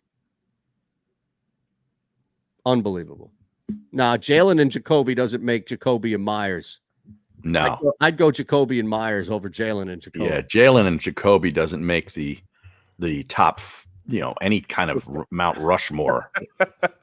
Not of Jacoby's. No. I could pretty much promise Joe you Jacoby. Is that his name? Joe Jacoby from the Washington football team. Yeah, the Redskins. Yeah. Well, he was back in the day with the Redskins. Yeah. Not the Washington. original Hogs. Exactly That's where right. the Hogs come from. Yeah. That's a tall dude, man. Yeah. That's exactly what that is. Mm-hmm. The old. That's Russo. Right. Yeah. Yeah. That's right. Original Hogs. Yes. Think about that. Like, who would it be now? Right? Joe Jacoby going up against Fletcher Cox. Are you kidding me? You put Fletcher Cox in the middle of December up there against Joe Jacoby at RFK. Then Jacoby. Flatten. Then talk to me. Oh, my goodness. Now my wife's upset with me. Yeah, right. See, that's a man who is not used to doing his radio show at home. Yeah. Because he should talk to you. Yeah. He should consult you. It's just a daily occurrence of getting upset. Yeah. Like she's concerned with the baby down here a lot because of my volume and how sensitive his eardrums could be to it. Mm-hmm. The kid doesn't seem to mind it though.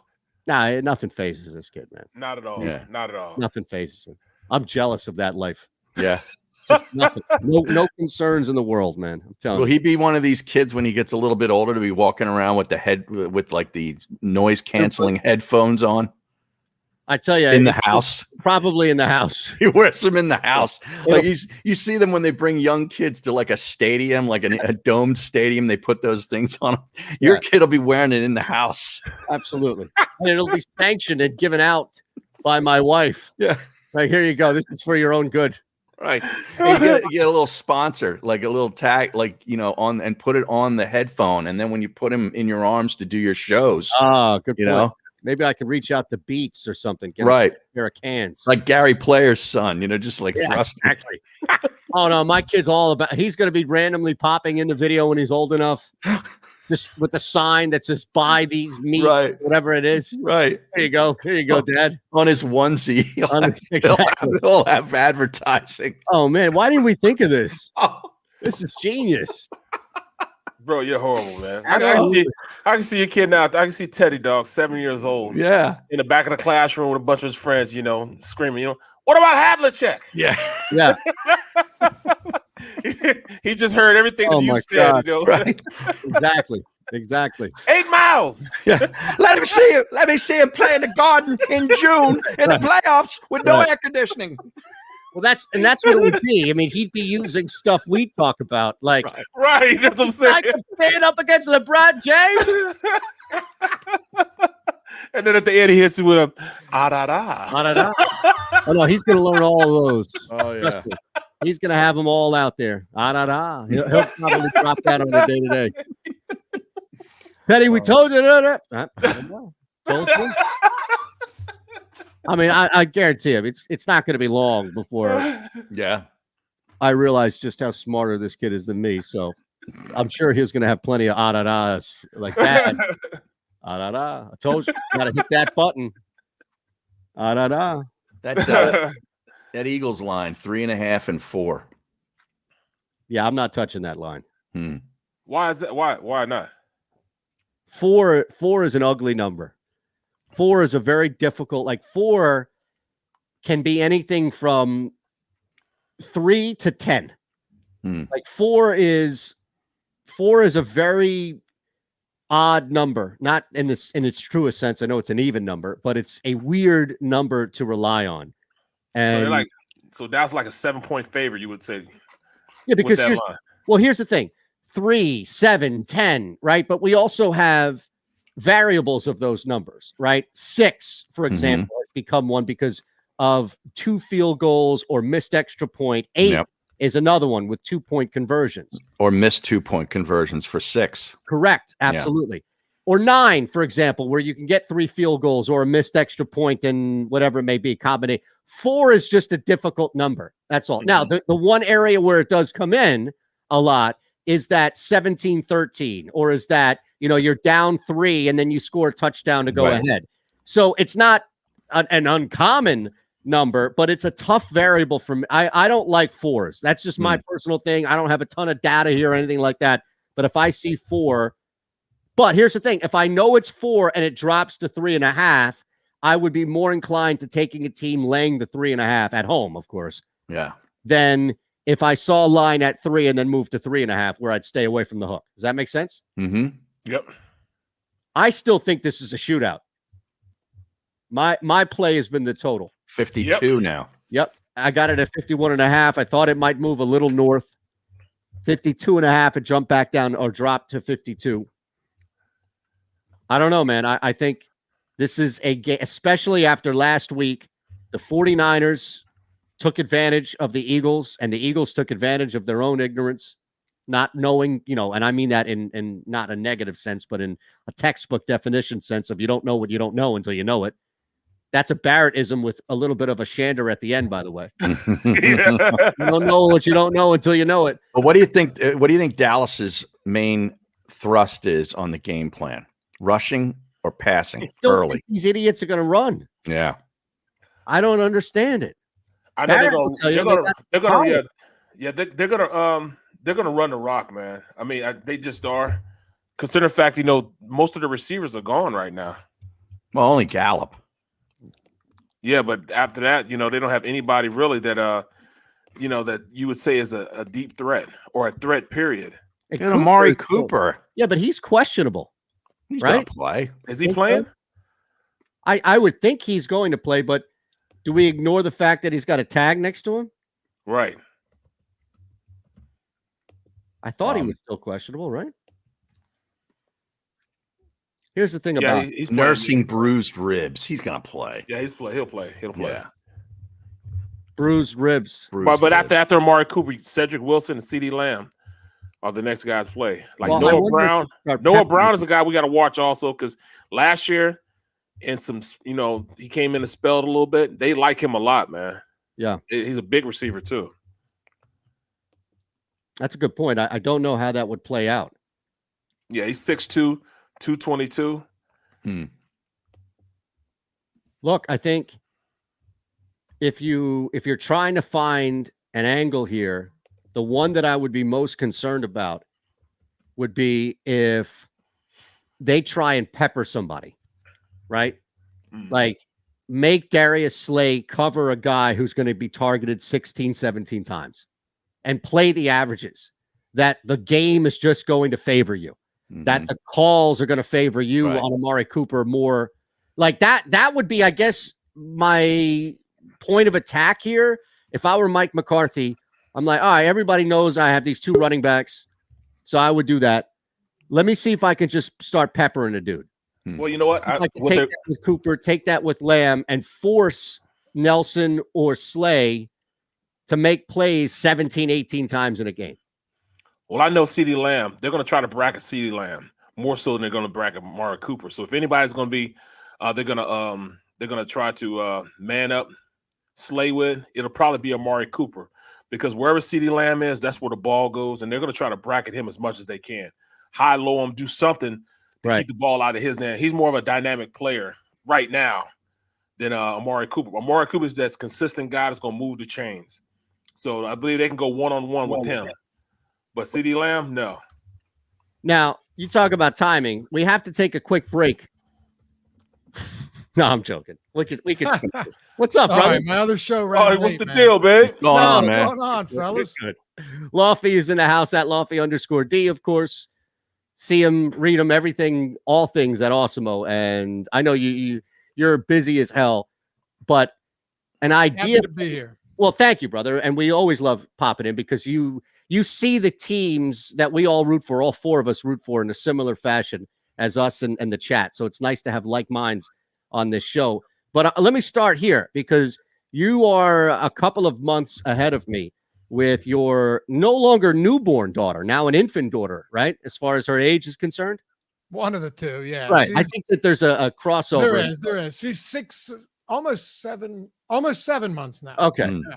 So you are dealing with a 7-month-old daughter. I today am dealing with a 3-month-old son. And there was a fantastic idea that I think we can capitalize on if we're doing shows wherever that we do shows. And you and I both do shows in some cases together on Awesemo. And that's branding our children and finding a way to put pimping your children. Yes, is basically what it is. Like you're telling me I couldn't put up my kid on a Prize Picks onesie or something along those lines? Right. Okay. So hold on. You're not talking about like a brand, right? Because No. Okay. That would hurt. That would like hurt. boxing I'm not shorts. for that, Eytan. Yeah. Like boxing trunks. That's what I'm saying. He's trying to box. Yeah, okay, gotcha. His diaper has, golden nugget on it. Exactly. Right. Exactly. And Exactly. it even came up to put him in the noise canceling headphones and have him on the side so that you could see a logo right here. Mm-hmm. I love it. That was Harry's idea. And somebody in the chat said a onesie. I mean, look, you have pride, whatever it may be, right? I'm all about it. I think it's a great idea. You get an Awesemo hat or a shirt or something. You could even have a sponsored binky in their mouth with That's like a great a idea. logo on it.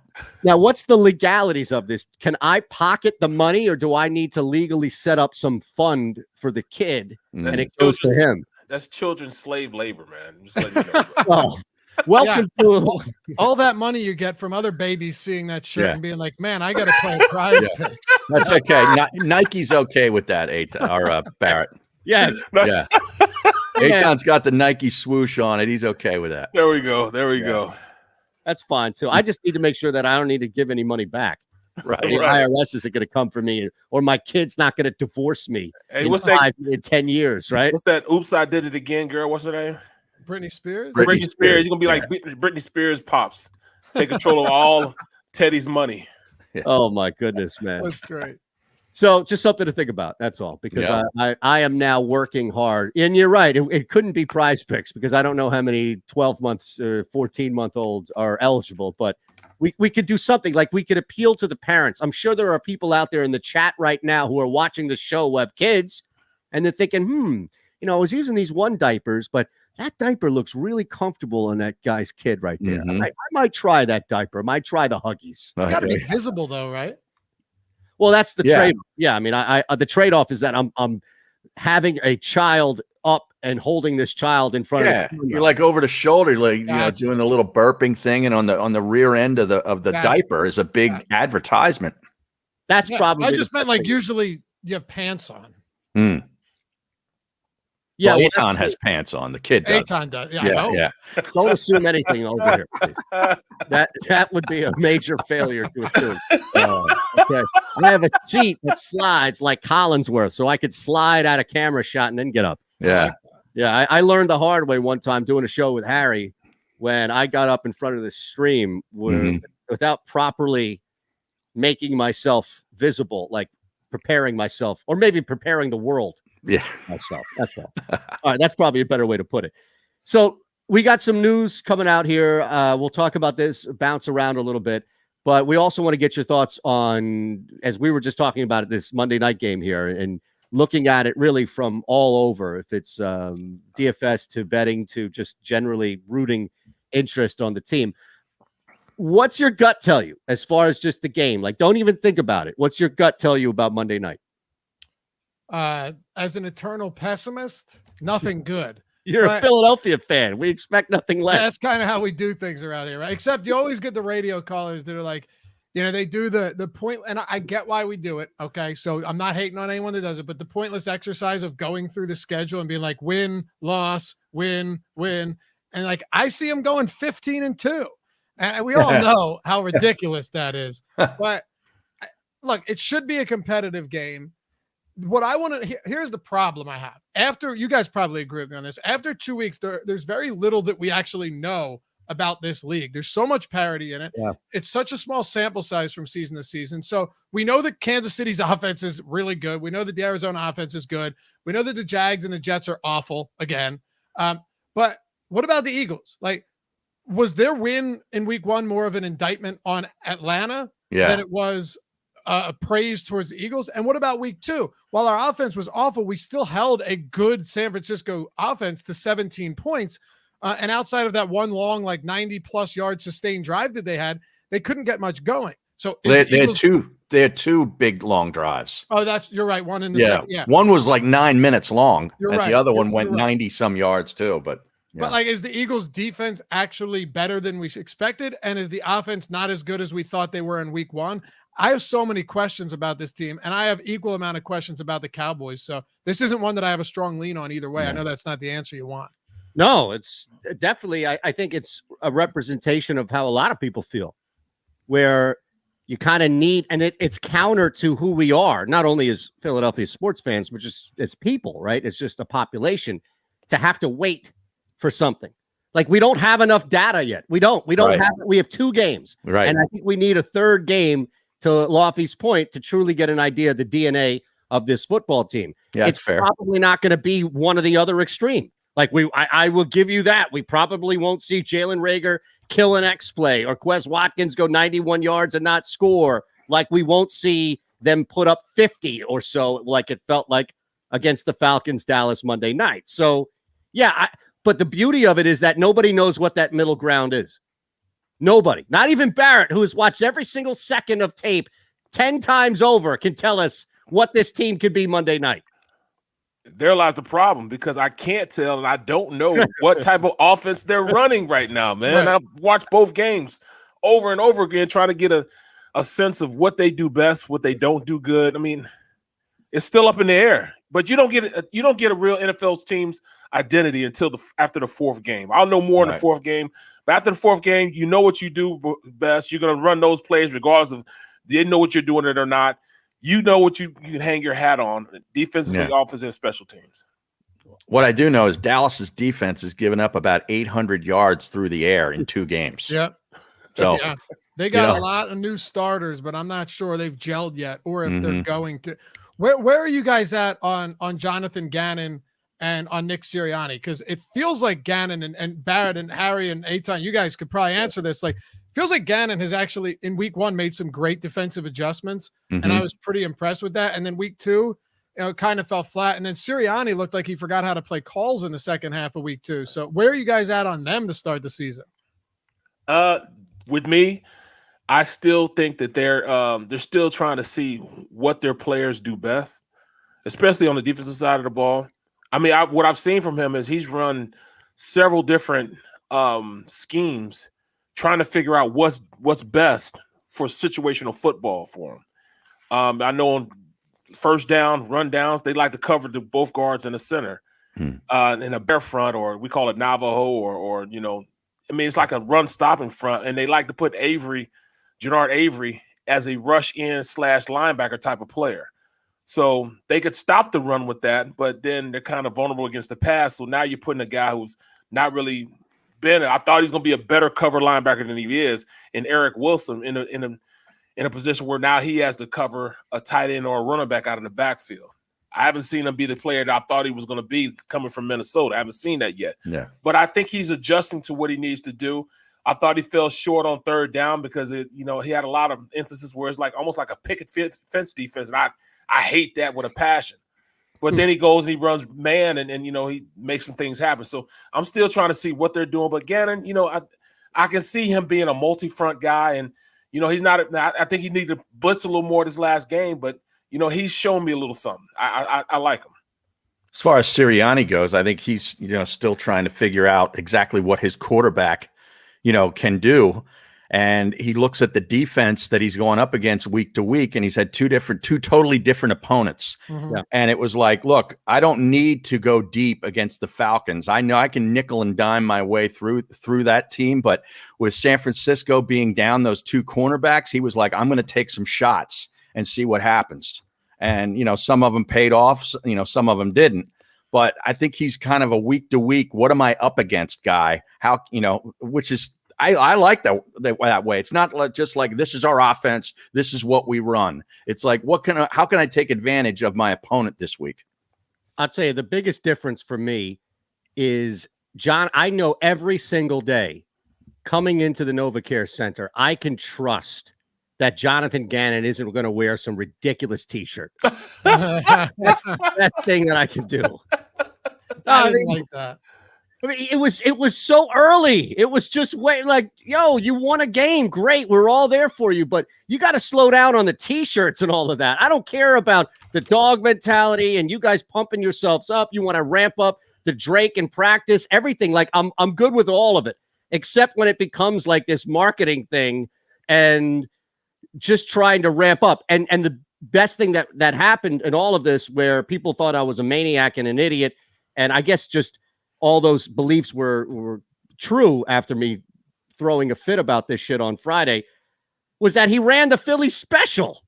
Yeah. He ran the Philly which was the physical embodiment of walking into game day with a picture on his shirt of Nick Foles going over to Doug and asking, "You want Philly, Philly?" I know. Yeah. Doug didn't run Philly special. Nick ran the Philly special. Right. We all know that. If my boss started wearing a T-shirt of me, man, you gotta start running roughshod over that guy. You know what I mean? Like, your boss is the #1 DFS player in the world. Wouldn't that be like a pretty good vote of confidence if he's wearing you on a shirt? Yeah, Tom's mostly my boss, but yeah, Okay. I know what you mean. I'm just saying, like, if you're the, I don't know, you guys, if you're the quarterback and your boss, one of them comes in and has a shirt of you, you're gonna be like, all right, I'm the man. I mean, it seems like Jalen Hurts is pretty mature and everything, but yes, and I thought it was an odd move. It's not a big deal until he runs the Philly special. The pandering isn't a big deal, right? Until he starts pandering on the field. And then it was like, whoa. But, look, I think to answer the question seriously, the one constant seems to be the defense, really, right? The defense was the one, like the 49ers, we talked about this last week, or really earlier this week, sorry, Luffy, on Monday, about how the belief was more that the Philadelphia Eagles offense lost that game more so than anything else.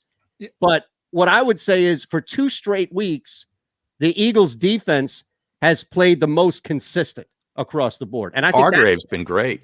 Hargraves and right to Gannon. Now, I don't know what happens with Brandon Graham. Yeah, without Brandon Graham. I feel like the red zone offense lost that game, right? If you were to make it a little bit short yardage, red zone, yeah. Yeah. But I mean, look, you take away that Quez pass. Yeah. But somebody mentioned in chat just a minute ago, like they did move. There were times where they were moving the football. Absolutely. They just couldn't punch it in. And I don't know. It's weird. You've got a mobile quarterback that can do a lot of many things that other quarterbacks, specifically Wentz, whose red zone struggles were. I mean, Wentz threw a shovel pass for an interception at the goal line the other day. I feel like you got to be with his left hand. Yeah. Wasn't it Aaron Donald? Yeah. Was it Donald that picked it off? Oh, God. Yeah. That ball was nowhere near a Colts player. It was near his center's back. Oh, I should have said receiver. I apologize. Oh my goodness. Can you hang for a minute? We're a little late on a break. Yeah, I got a few minutes. Go ahead. All right, cool. We'll be right back. Hit that thumbs up button. Make sure you're subscribed. You see Lofty, he is a veteran here of the shows, already working the chat a couple of minutes into the program. He's going to hang with us at Lofty_D on Twitter. We're back in 3 on the middle. Go for the midnight dares. Go for the memories. Go to get your spin on. Go to get your spa on. Go for the bubbles in your bathtub and in your drink. Go for the stakes and the steak. Go for him. Go for her. Go for the win. Go to Ocean Casino Resort. Book your trip at theoceanac.com. At Stateside Vodka, every new customer gets the world's best rocks glass. Free. What's that? A rocks glass? You're telling me that bottle is cut in half? You could say that. Holy shit. And you're telling me I can get one of these glasses for free? That's right. 1 free rocks glass per customer with each first-time purchase of Stateside Vodka. So good, it just disappears.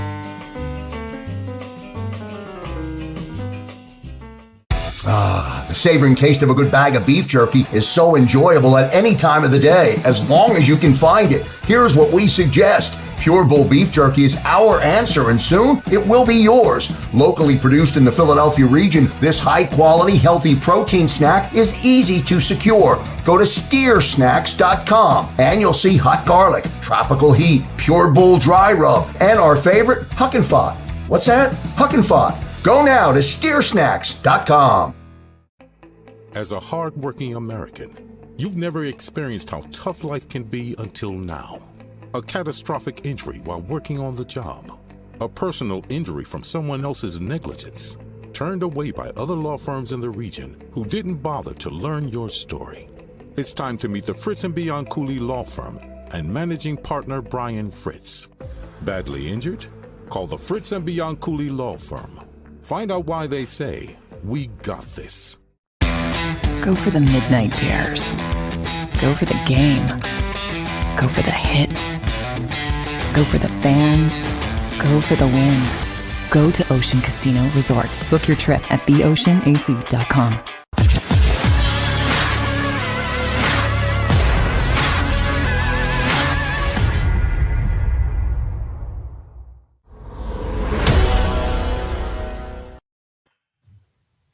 All right. Here we go. Back here. I don't know why that. It's not. No music? Well, it's frozen for me. I don't know why it's frozen for you. No? No. We should play this audio for Lofty before he gets out of here. Which one? The only audio we played today. Well, we played Ben Roethlisberger, although it was very low. That's right. The audio was low. Did you hear this Russo explosion?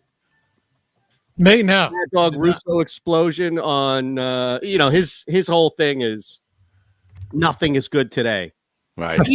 He is the anti-social media, right? Yes. Social media is like, oh my God, I can't believe that the 50th remake of Spider-Man came out. It's the most amazing thing you've ever seen. Right. It's like, well, it was okay. No, you don't know what you're talking about. You're a hater. You're all these other things, right? Meanwhile, Russo is like, nothing will ever compare to the original Superman, no matter what happens. It's like the complete opposite. So we had some fun with this earlier. In color, every game they ever played. 50 years ago. Sharpest attack, every game. Don't sit there and start ranking these quarterbacks because where's Drew Brees? Don't do that. Brees was destroyed by the 75 Steelers. Oh, my God. How about we send Brees and his Saints to Three Rivers on a cold day in December on the turf? Let's see if he survives it. What, are you kidding me? Survives it? He would get destroyed in that game. Oh, my God. And let's send, let's send Rodgers to you know what? Let's send Rodgers to the Meadowlands in 86 against that Giants defense in Belichick. If in 2 playoff games, Montana could kick 2 field goals, how many points do you think Rodgers is scoring? Wow. Wow. Barrett played at Three Rivers, so he could attest. Right. And how cold it is. Played at the Vet, too. The Vet was Same the worst thing. place ever. Yeah. My first Is it as year bad there, as they say? It was worse. It was worse. It was worse. Well, you played in Green Bay. You played at Green Bay. Pittsburgh. They should outlaw games played in December. You should not be able to play in Green Bay in December. What Or was Chicago. the worst? Like, what was the most miserable for the player? Green Bay, just the cold in Green Bay? Like the Vet, though, you had to deal with turf. I mean, you could get killed on that thing. Yeah. You would have wild cats and rats, come up and eat your sneakers while you're out there playing. Man, it was bad either way you go, man. But you could definitely feel a sense when you played in Veteran Stadium, man. Because you already knew it wasn't just the players you were playing against. You were really playing against the fans. I think not the 49ers, but the Raiders were the same way. What other fan base was like that? Cleveland, although they were awful. Yeah. But Cleveland when they're would throw good. bottles at you. Yeah. They would throw bottles at you. Well, Denver, it's pretty tough, too, and it was back Well, in you the just day. couldn't breathe, man. That's Yeah. all it was with Denver. You couldn't breathe, man. Like you go out there, you couldn't get your breath. you couldn't catch your breath at all, man. It was that bad as far as you trying to get some air in your lungs, man. Because you get the air you're getting has no oxygen in it, man. It was a horrible place, man. But what about Arrowhead? Arrowhead was so damn loud, bro. Yeah, I figured it's real loud there. Yeah. Oh man, like at the end when they say "in the home of the," instead of say "brave," they say "cheese," and it would rumble, bro. You could feel it rumbling in your chest. That's wild. Yeah, man. You sure? Yeah. Wow. That's got to be the oldest stadium in the NFL, isn't it? Oh, no question. Yeah, because that was like 1971. I want to say 71 or 72 that was opened. The second loudest place was Minnesota. You know who had the best atmosphere though? The best atmosphere to see, just the beginning. Whenever you go play Ray Lewis and the Ravens there, and he used to do that dance, the squirrel. Everything would stop. Right. Like we'd be out there running plays. When he comes out, everybody stop and turn around and watch him do this, and how electric it was when he's doing that dance, man. And then he stops, and when he stops, and he's like yelling, bruh. Everybody watched that. Even the coaches were watching it. They're like moving each other out the way, trying to see Ray do this little dance, man. Unbelievable experience. Yeah, I guess I saw that live. I went to a Ravens game once. It was pretty wild, man. I gotta admit. Feel that from his grandfather, right? Yeah. Now they have that virtual Raven that looks like it's gonna come down and kill someone. Have you seen that virtual reality? Oh yeah. Raven? Looks real. Oh, did you see that? No, did you see really? Oh, wait a second. The Panther people in the stadium ducking and stuff. Yeah, they release it, right? Like from up top? Yeah, well, but it's not, it's virtual. It's got to be, I don't know, Barry, you saw it. It looks like it's a 100-foot wingspan thing flying around the stadium. And, also, Carolina has the Panther. Crazy. Just look it up, man. Look it up. You'll be like, man, look at that. Crazy. Is there any stadium left that just doesn't do anything? It's just like, hey, man, we got a couple of fireworks. Just get excited, and then just kicks off. Yeah. Us? Link. Yeah, right. I mean, we used to have big. We don't have shit, man. Yeah, we used to have big Dolphins. Flyover, though. The flyover. Oh, yeah. I'll give you They that. get close, too, man. Yeah. They get kind of close. You can feel it. You can feel that when they fly over. I'm surprised that hasn't been canceled. That's such a waste of public money to have these F-16s fly over the stadium. We can't promote the military anymore. Right. That's probably part of the contract, I think. Right. Right? With the NFL, period. How many other stadiums do the flyover? I don't know. I don't know. Sure. Clearly a dome isn't. I was just curious. You know what? Speaking of dome, you all saw what happened with New Orleans. Right? The roof's on fire. You didn't see that? No. Yeah, the roof was on fire the other day. I think this was yesterday. Are you serious? Yeah, I mean, it wasn't like a forest fire of capacity, but there was smoke coming and something was burning on the top of the roof. Wow. No, it wasn't somebody sneaking out to light one up, Harry. Stadium's cursed. Yeah, seriously. That city, man. Oh my God. You're right. I'm looking at it now. You see it, right? Entry. Yeah. All right. What's your go-to cash stack this week, Lofty, in DFS? You don't need to stack for cash. No? No, you really. I mean, if you want to have like a quarterback and a wide receiver, sure, but it's really whatever the most optimal lineup is. But for tournaments, if you're talking about the best stack, it's always the Chiefs. They're just so tough to get to. I like the Chargers on the other side. Yeah, if you're over there on DraftKings, get good prices. Mike Williams has been a stud. And this guy is crushing. He's leading the team in targets, receptions. He's the only guy to catch a touchdown pass. He's got 2 for the Chargers this year. You got Jared Cook, who's actually getting decent amount of opportunities, and then Austin Eckler. I like that Chargers offense, even though they've kind of struggled through the first 2 weeks. Herbert played really well against Mahomes in back-to-back games last year as a rookie. He threw a couple of picks last week. Yeah, he didn't look great. Yeah, and I don't know why they didn't take more chances. Both teams, I thought, would throw the football a lot more, even though they did move the ball in the air. Yeah. Hey guys, I'm sorry, I got to dip. All right. Uh-oh. Sorry about it. Yeah, I hate to do it to you, but no, you don't. No, you don't. No, you don't. You guys are my guys. Yeah, right. Hey, bro, don't believe this. Don't believe these two, man. Don't believe half of what they say. All right. Yeah. You've been with us long enough to know you're full of shit when you say that. Come on. All right, fellas. Good talking to you, Barrett. Lofty, man, that's hilarious. I was just saying that because Barrett has to jet. He's got the Temple game this weekend. Yeah, so he's got a conference call, I think, with one of the coaching staffs. We were trying to angle any betting information we could get from that, and then turn around and put it on Temple. We don't see a line though on it. No, we don't see a line on that or Penn State. How's Penn Temple State doing Nova. this year? Not well. I went to Temple. I couldn't tell you one player on that team. No. I didn't know you went to Temple. Wow. Yeah. I hate to do it to you. That's news to the show. Harry's a Temple guy too. Oh yeah. I just 1989. How about that? Yeah. 89. Okay. Back when the basketball program was king. Right. Yeah. Yeah. Did you see this? Speaking of basketball, yeah. On ESPN's website, they just posted a story that's entitled "Doc Rivers hoping to convince Ben Simmons to stay." Don't try too hard, Doc. Stop. Like what is going on here? Seriously. I knew you'd love it. Nobody is convincing anybody to do anything but just part ways. Is Bryce Harper the anti-Ben Simmons?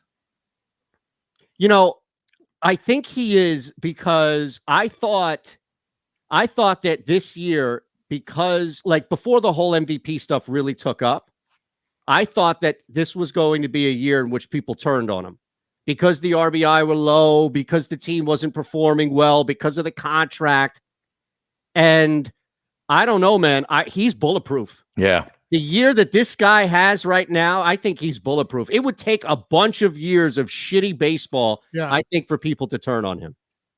But it's not even just that, right? I mean, the guy's passion and love for the game in Philadelphia is second to none. Did you see him slide home yesterday on that Real Muto? Yeah. You'd have thought he won the World Series. Go ahead. Well, let me ask Eytan that though, because he hates pandering, and that could have been considered pandering back when he was doing it. Did you consider that, Eytan, with Harper? What, taking the helmet falling off? No, he'd wear the T-shirt with the fanatic on, all that kind of stuff that he was doing. Yeah. But here's the thing. We talked about a guy coming to town who was an MVP. Like, we talked about an MVP player coming to town with a resume, pandering to us. My biggest issue on the pandering was Sirianni, and to a lesser extent. Okay, so he had a resume, but the team didn't. The team won the World Series after he left. I understand. Yeah. I understand. Yeah. I mean, that I totally understand that. Yeah. But my point being is that I feel like if you come to town as somebody new in that situation of so much expectation with all of this money, then you're a fool for not pandering to us. Okay. All right. I see. So if Sirianni had been the OC for the Super Bowl champion Indianapolis Colts, let's just say, would that have been enough of a resume to? I think a head coach. Okay. I think a head coach. I don't know. See where you draw the line. Where do you stand on the T-shirt pandering with Nick Sirianni? This is an important topic on this show. He's going to wear a Dallas Sucks T-shirt on Friday, I think. Right. What would be that? What would be the next level of pander? I still think the Philly special on the field was preemptive so that he could wear whatever he wants now, and it will never be as bad as that. I think it's odd. Like the Jalen Hurts shirt. I'm not big on it. Who was the coach that said something? I think it was an Eagles coach. It might have been Schwartz. One of them. Maybe it was a player that said something about, it was a player. Like they were coming out to face the Cowboys, and he said something to the extent of like, "Hey, these guys suck. We should smoke them." And then they came in and bent us over. This was just a year or two ago. You know what I'm talking about, right? And everyone was furious with him. Oh man, I forgot who that was already. You have to, but you remember that, right? I remember it specifically, right? Yeah, I don't even know how to Google that. Yeah. Me neither. And it was a guy that wasn't even a good player that said No, you're right. It was totally like whoa, what are you doing? What are you doing? Yeah. So real quick, as we wind down here, and we appreciate you rolling with us. We're going to break in a minute or two. So if you got to go, you totally cool. We're going to break it again in like 2 minutes. But here's what I would ask is, and this is kind of back to the beginning of where we were on this whole thing with Dallas. What is Dallas week? What is Dallas? What does this rivalry even mean this year? Because I feel like so much of, was it Zach? No, Camus? Was it Camus? Camus, Grugier Hill? I don't think it was. But point being is that this season is based on unknown and uncertainty and trying to let Jalen Hurts like work himself into the starting quarterback position and seeing if Sirianni can do all these things, right? So is there still so much pressure on you better beat Dallas and only beat? Are we Michigan now where the only thing that matters is beating Ohio State? So if we go 11-6 and 2 of our 6 losses are to Dallas, I don't care. What about the other way though? You go 6-11. Yeah. Or 5-12. And and 2 of the 5 wins are Dallas. I mean, at 6-11, you could sneak into the playoffs in this division. So it's not the craziest thing, but fair enough. But no, I mean, do I love beating Dallas? Yeah, absolutely. I'd like to beat Dallas. Nothing would please me more. But in the end run, it doesn't matter. If you don't get into the playoffs and you beat Dallas twice, what do I care? If you lose to Dallas twice and you make it into the playoffs, I just want to make the playoffs, man. That's all I care about. Yeah. It was Camus Grugier Hill. It was? Yes. Because didn't the Cowboys, they were setting stuff up in the locker room. I mean, it was in 2018. You're right. Eagles linebacker Camus Grugier Hill gives Cowboys bulletin board material. Yep. That was it. And people were like, yo, slow down. I remember that. It was idiotic. And everybody was heated. Everybody was upset about that. That Blues dude on the stream was correct. Nice. Yeah. I'm trying to get the quote. Look at Dallas's history. They always choke, Grugier Hill said, per John Clark of NBC Sports. So we'll go down there and make them choke. I mean, what? Unbelievable. No, come on, dude. What are you doing? You can't do that. You cannot. It's just impossible. You have any props you're looking at Thursday night? And Jackson on the stream said they blew us out like 37-6. I think he's right. I think it was just. Oh yeah. At no point was that game competitive. Nope. And yeah, exactly. The entire time, I know Social and everybody else was just like, you see, that's why you don't say anything. That's why you don't say shit before these games. You see? Yep. I mean, I didn't like it, to be honest with you. No, I didn't either. You say props for Thursday night? Yeah, I'm sure you've got. I know you're looking at Brandon Cooks, right? Yeah. So as a matter of fact, there is one for Cooks that I like here. There's no juice on the over 5.5 receptions. Yes. I know it sounds like a lot. Davis Mills is coming in to replace Tyrod Taylor, which upsets me because Tyrod Taylor's trainer or medical guy tried to murder him in LA last year. He finally comes back after Herbert takes over the starting position.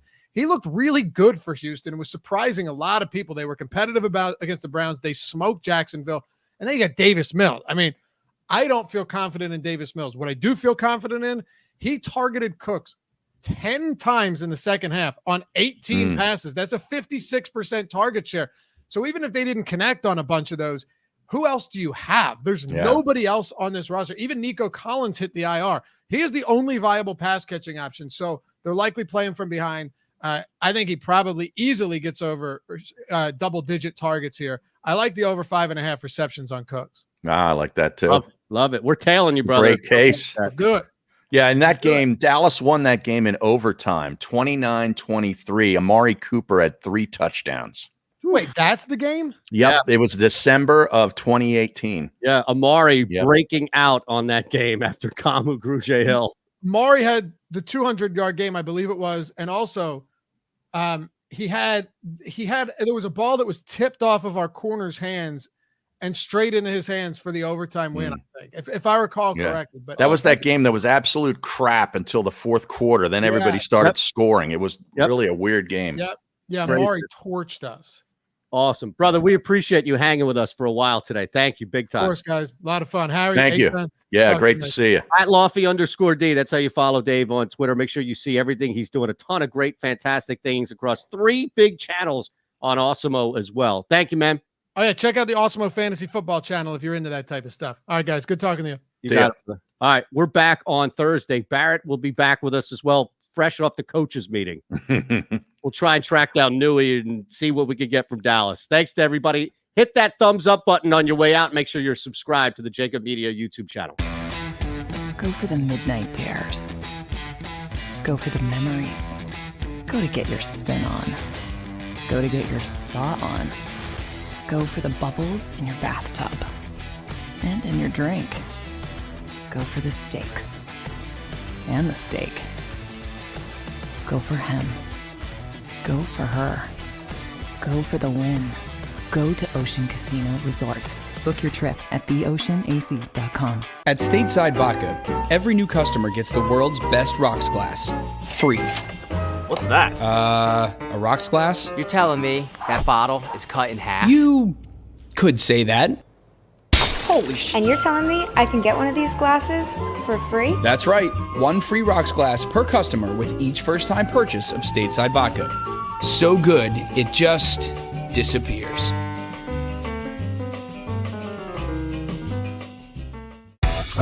The savoring taste of a good bag of beef jerky is so enjoyable at any time of the day, as long as you can find it. Here's what we suggest. Pure Bull Beef Jerky is our answer, and soon it will be yours. Locally produced in the Philadelphia region, this high-quality, healthy protein snack is easy to secure. Go to steersnacks.com, and you'll see hot garlic, tropical heat, Pure Bull dry rub, and our favorite, Huck and Fod. What's that? Huck and Fod. Go now to steersnacks.com. As a hard-working American, you've never experienced how tough life can be until now.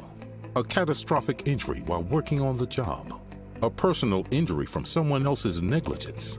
Turned away by other law firms in the region who didn't bother to learn your story.